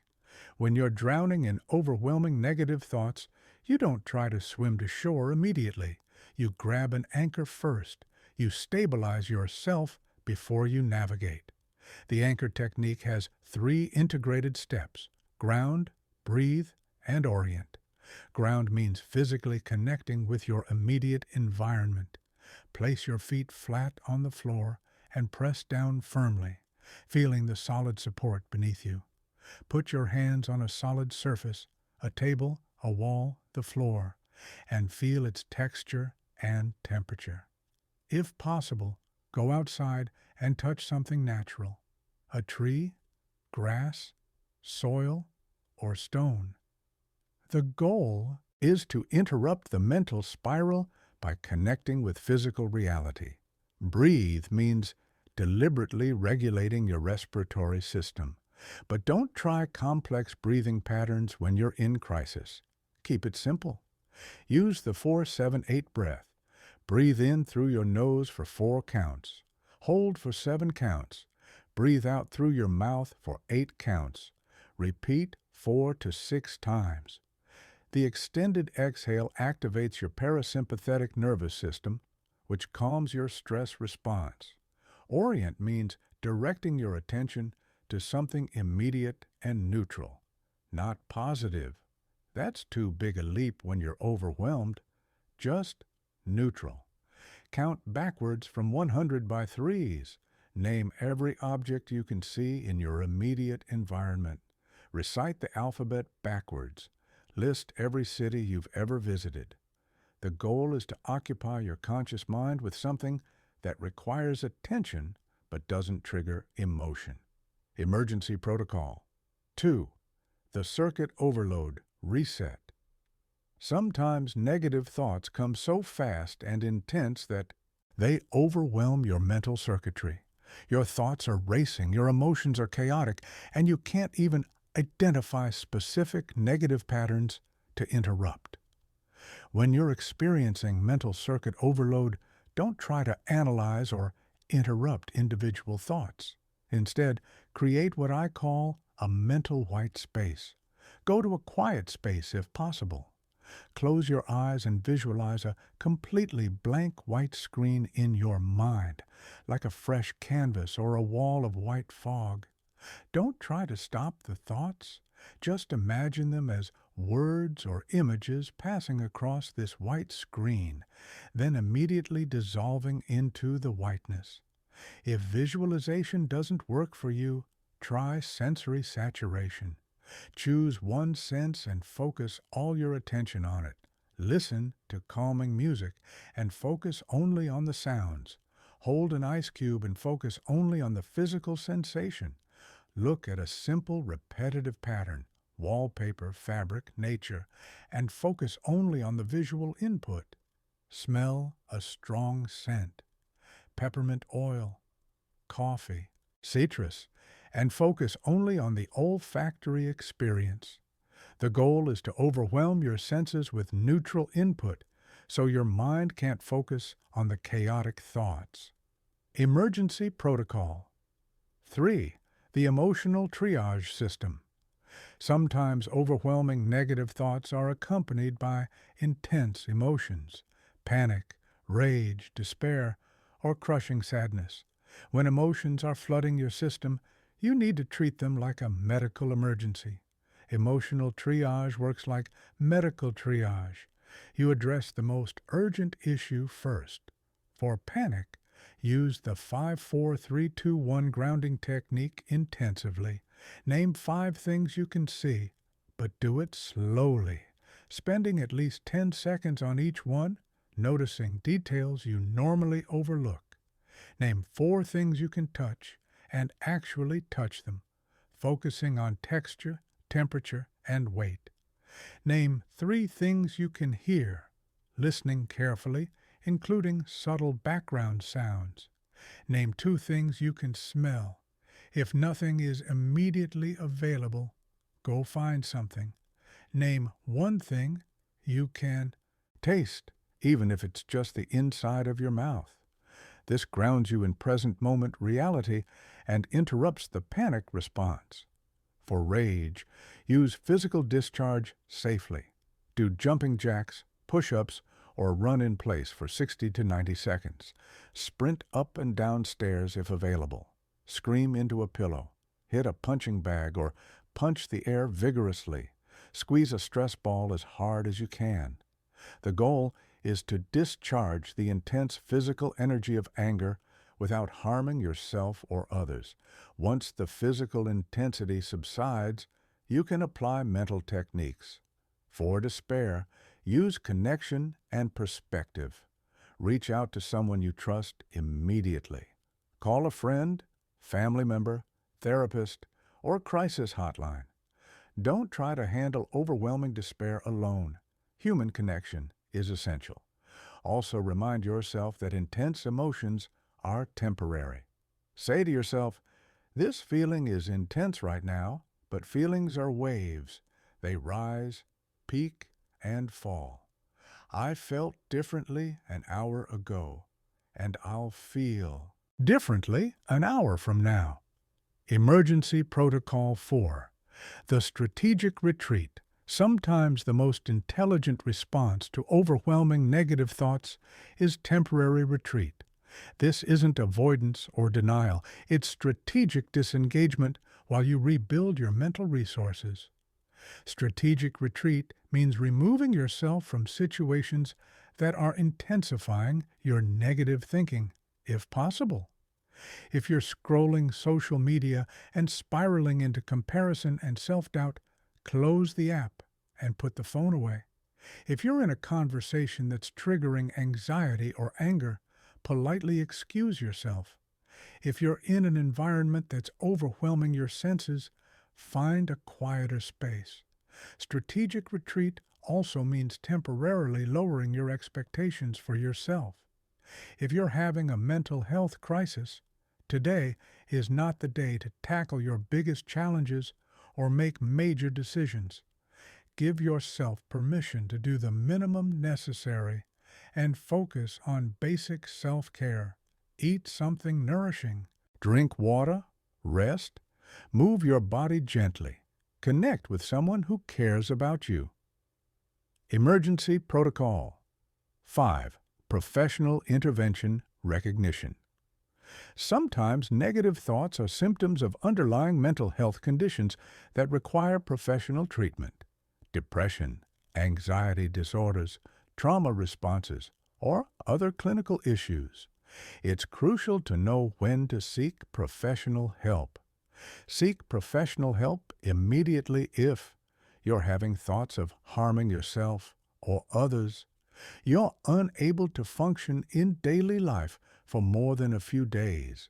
You're using substances to cope with negative thoughts. Your negative thinking is accompanied by significant changes in sleep, appetite, or energy that last more than 2 weeks. Friends and family are expressing serious concern about your mental state. You've experienced recent trauma or loss that you can't process alone. Remember, emergency protocols are for crisis situations. They're designed to get you through overwhelming moments, not to replace your regular mental health practices. Once you've stabilized using emergency protocols, return to your regular R.E.S.E.T practice and other positive mental health habits. The goal isn't to never need emergency protocols. The goal is to recognize when you need them and use them effectively to prevent mental health challenges from becoming mental health catastrophes. Everyone has overwhelming moments. The difference between people who thrive and people who struggle isn't whether they face mental health challenges, it's whether they have effective tools for handling those challenges when they arise. Chapter 13, Customization, Adapting the Protocol for Specific Life Situations. While the R.E.S.E.T protocol works universally, different life situations require customized applications. Negative thoughts at work have different triggers and require different strategies than negative thoughts in relationships. Financial stress creates different mental patterns than health anxiety. Understanding how to adapt your approach for specific scenarios will make your practice more effective and practical. Workplace, negative thinking. Work-related negative thoughts typically fall into several categories: performance anxiety, imposter syndrome, conflict with colleagues, fear of failure or criticism, and overwhelm from excessive responsibilities. Performance anxiety at work often sounds like, "I'm going to mess up this presentation and everyone will see I'm incompetent. I'm not qualified for this position. My work isn't good enough." When applying the R.E.S.E.T protocol to performance anxiety, focus your exchange thoughts on competence and preparation rather than perfection. Instead of, "I'm going to deliver this presentation flawlessly," try, "I'm prepared and will provide value to my colleagues." Instead of, "Everyone will think I'm brilliant," try, "I have useful insights to share and people will appreciate them." The goal is confidence based on realistic assessment of your abilities and preparation, not confidence based on fantasy outcomes. For workplace imposter syndrome, which sounds like, "I don't belong here," or "I'm fooling everyone and they'll eventually figure it out," focus your exchange thoughts on growth and contribution. "I'm learning and contributing valuable work every day." "I was hired because I have skills and potential that this organization needs." Everyone is learning and growing, including the people who seem most confident. Relationship negative thinking. Relationship negativity requires a different approach because it involves other people's actions, emotions, and responses, factors you can't directly control. Relationship negativity often sounds like, "They don't really care about me. I always sabotage good relationships. They're going to leave me eventually. We're fundamentally incompatible." When dealing with relationship negative thinking, the key is distinguishing between thoughts about your own behavior, which you can control, and thoughts about other people's behavior, which you can't control. Focus your exchange thoughts on your own agency within the relationship. Instead of, "They don't appreciate me," try, "I'm going to communicate my needs clearly and respectfully." Instead of, "This relationship is doomed," try, "I'm committed to doing my part to build a healthy connection." For relationship anxiety specifically, practice secure attachment thinking. This means focusing on what you can give rather than what you might lose, what you can control rather than what you can't control, and present moment connection rather than future fears. Financial negative thinking. Financial negativity is particularly challenging because money worries often involve real practical concerns that can't be dismissed as pure anxiety.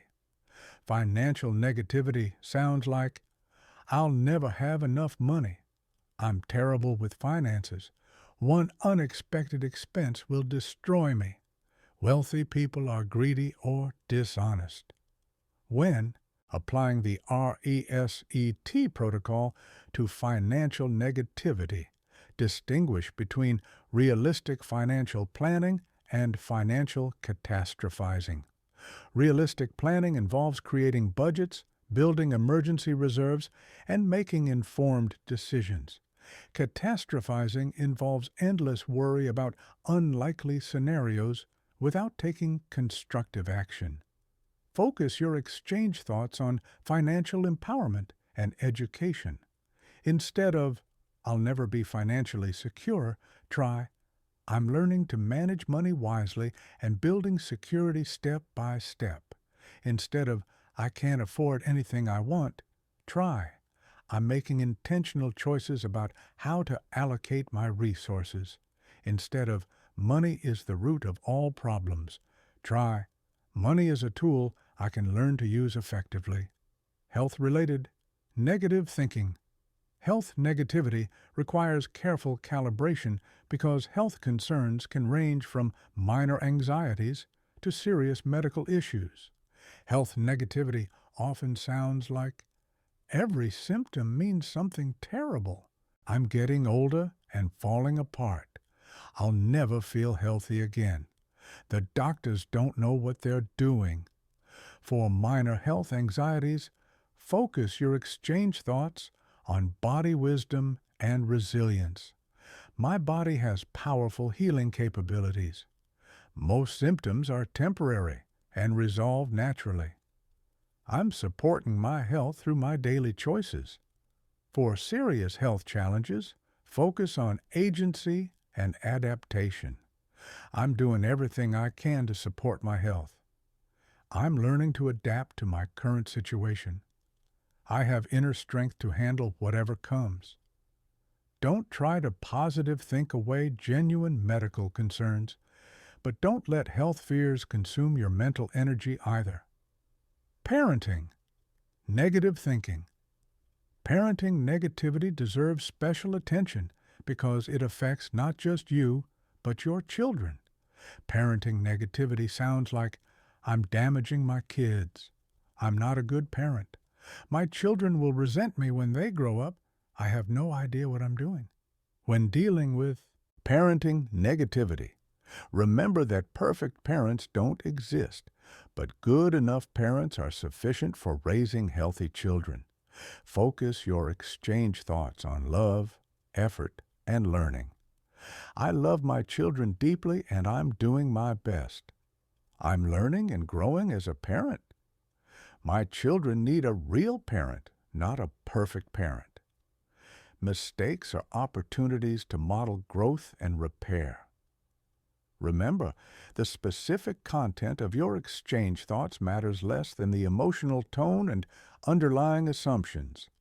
Whether you're dealing with work stress, relationship challenges, financial concerns, health issues, or parenting struggles, your exchange thoughts should be empowering, believable, and focused on what you can control. The key to customizing your R.E.S.E.T protocol for different scenarios is understanding the unique triggers, patterns, and emotional dynamics of each situation, then crafting exchange thoughts that specifically address those patterns with realistic optimism and personal agency. Your mental freedom begins now. Chapter 14, Building permanent mental immunity, the ultimate goal of mastering negative thought control, isn't just to respond effectively when negativity arises. It's to create a mental environment that naturally resists negative thinking and spontaneously generates empowering thoughts. This is what I call mental immunity. Mental immunity works like physical immunity. When your physical immune system is strong, you don't get sick as often, and when you do get sick, you recover faster. When your mental immunity is strong, negative thoughts don't take hold as easily, and when they do arise, they dissipate quickly without creating lasting emotional disturbance. Building mental immunity requires understanding the foundational elements that create a naturally resilient mental environment. Element 1. Mental nutrition. Just as your body needs quality nutrition to maintain physical health, your mind needs quality nutrition to maintain mental health. Mental. Nutrition refers to the quality of information and experiences you regularly consume. Poor mental nutrition includes excessive negative news, toxic social media content, pessimistic conversations, violent or disturbing entertainment, and any information that consistently makes you feel anxious, angry, or hopeless. Rich mental nutrition includes educational content that expands your knowledge, inspirational stories of human achievement, beautiful art and music that elevates your emotions, time and nature that connects you to something larger than yourself, and conversations with growth-oriented people. To improve your mental nutrition, conduct a mental diet audit for 1 week. Track everything you consume mentally: news, social media, podcasts, books, conversations, entertainment. Notice how each type of content affects your mood, energy, and thought patterns.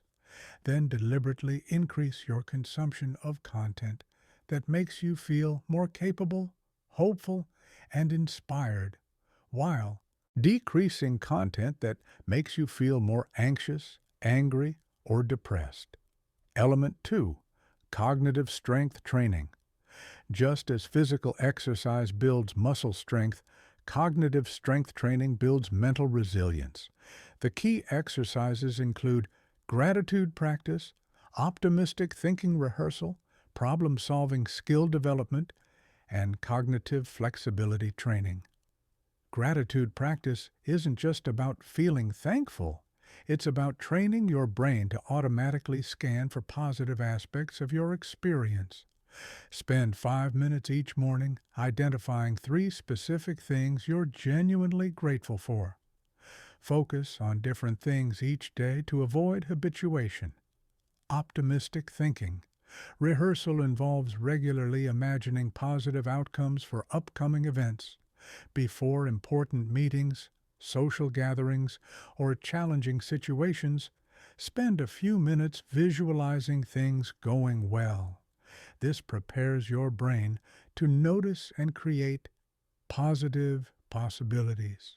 Problem-solving skill development involves practicing breaking down challenges into manageable pieces and generating multiple potential solutions. When you face any problem, even minor ones, practice asking, "What are 3 different ways I could approach this?" This builds confidence in your ability to handle difficulties. Cognitive flexibility training involves deliberately considering alternative perspectives on situations. When you catch yourself thinking about something in a negative way, ask yourself, "What are 2 other ways I could interpret this situation?" This builds mental agility and prevents you from getting stuck in narrow negative interpretations. Element 3. Environmental optimization. Your environment has a massive impact on your mental patterns, often below the level of conscious awareness. Cluttered, chaotic environments increase stress and negative thinking. Beautiful, organized, peaceful environments promote calm and positive thinking. Optimize your physical environment by creating spaces that feel calming and inspiring. This might mean decluttering your living space, adding plants or artwork, improving lighting, or creating a designated area for reflection and relaxation. Optimize your social environment by gradually increasing time with people who inspire and support you, while decreasing time with people who consistently drain your energy or encourage negative thinking.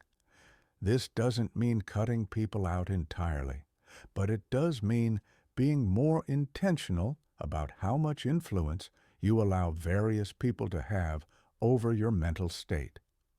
Element 4. Purpose alignment. When your daily activities are connected to something meaningful to you, you become naturally more resilient to negative thinking.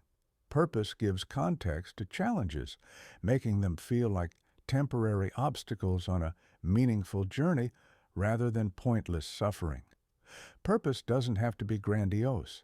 It can be as simple as being a supportive friend, creating beauty through your work, helping people solve problems, or contributing to your community. The key is that your purpose is genuinely meaningful to you and provides a sense of direction for your life. To strengthen purpose alignment, regularly reflect on what matters most to you and how your daily activities connect to those values. When you face challenges or negative thinking, remind yourself how overcoming these difficulties serves your larger purpose. Building mental immunity takes time, typically 3 to 6 months of consistent practice. But unlike temporary fixes that require constant maintenance, mental immunity becomes self-reinforcing. The stronger your mental immunity becomes, the more naturally positive your default mental state becomes, which makes it even easier to maintain positive mental patterns. Chapter 15. Your new life awaits. As we reach the culmination of this journey together, I want you to understand something profound. You now possess the complete blueprint for mental freedom. You have the exact system that can transform your relationship with your thoughts from imprisonment to mastery, from chaos to clarity, from suffering to strength. But knowledge without action remains worthless. The question isn't whether this system works. The question is whether you'll commit to work in the system. Right now, in this exact moment, you're standing at a crossroads.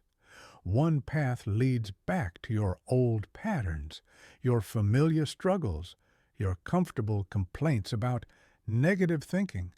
It's the path of knowing what to do but not doing it, of having tools but not using them, of staying exactly where you are while hoping things will somehow magically change. The other path leads to mental transformation unlike anything you've experienced before. It's the path where negative thoughts lose their power over you permanently. It's the path where you become the conscious architect of your own mental experience. It's the path where you discover what your life looks like when your mind becomes your greatest ally instead of your worst enemy. Let me paint you a picture of what awaits you on that second path. Imagine waking up in the morning without that familiar tension in your chest. Imagine your first thoughts being thoughts of possibility and anticipation instead of worry and dread.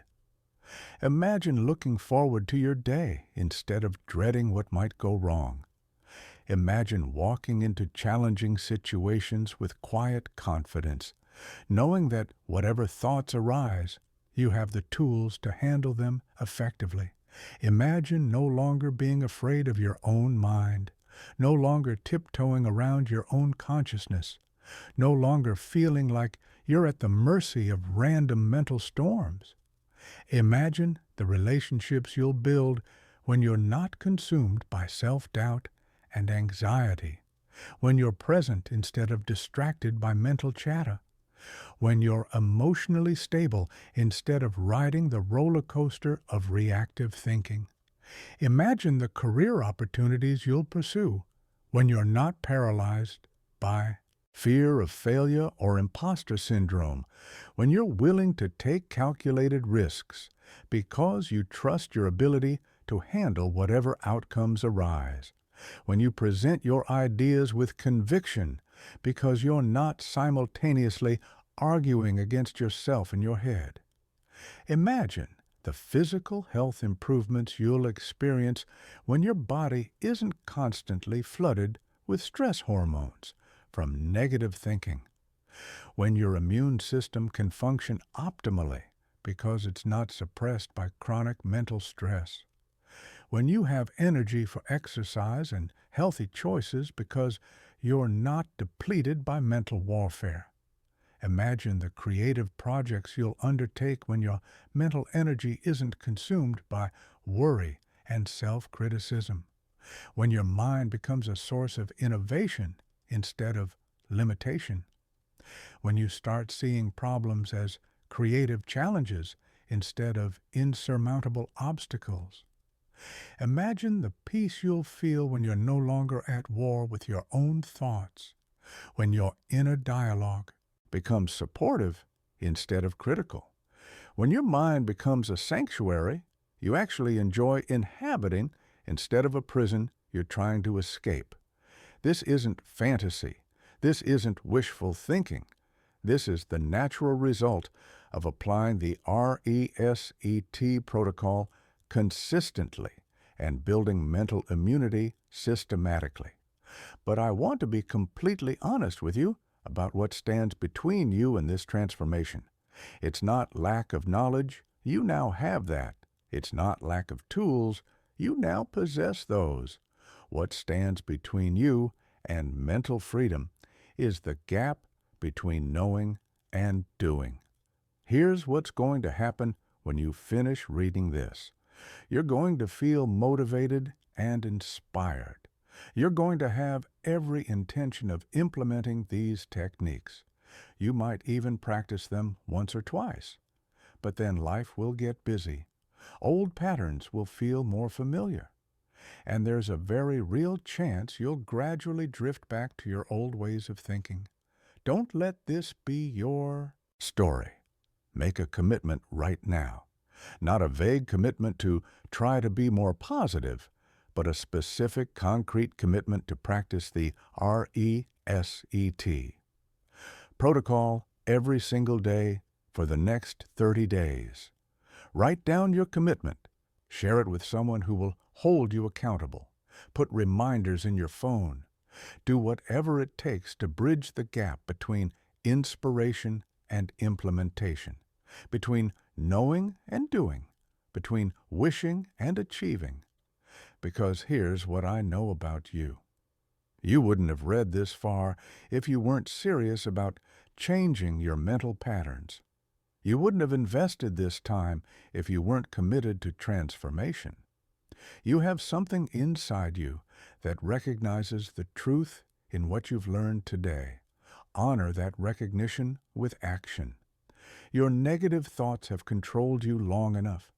They've stolen enough of your joy, sabotaged enough of your opportunities, and limited enough of your potential. Today is the day you reclaim your mental sovereignty. Today is the day you stop being a victim of your thoughts and start being the master of your mind. The techniques you've learned today work. The system you've discovered today is proven. The transformation you're imagining today is possible. The only variable is your commitment to consistent implementation. Your mental freedom doesn't start tomorrow. It doesn't start next week. It doesn't start when circumstances are perfect or when you feel more motivated. Your mental freedom starts right now with your next thought, with your next choice, with your next decision to recognize, examine, stop, exchange, and transform the patterns that have been running your life. The life you've always wanted is waiting on the other side of the thoughts you've been afraid to change. Stop waiting. Stop hesitating. Stop letting fear disguise itself as procrastination. Your transformation begins now. Your mental freedom starts today. Your new life is one thought away. The power is in your hands. The tools are at your disposal. The path is clearly marked. All that remains is for you to take the first step, and then the next, and then the next, until mental mastery becomes your new reality. Welcome to your mental freedom. Welcome to your new life. Welcome to the person you've always had the potential to become.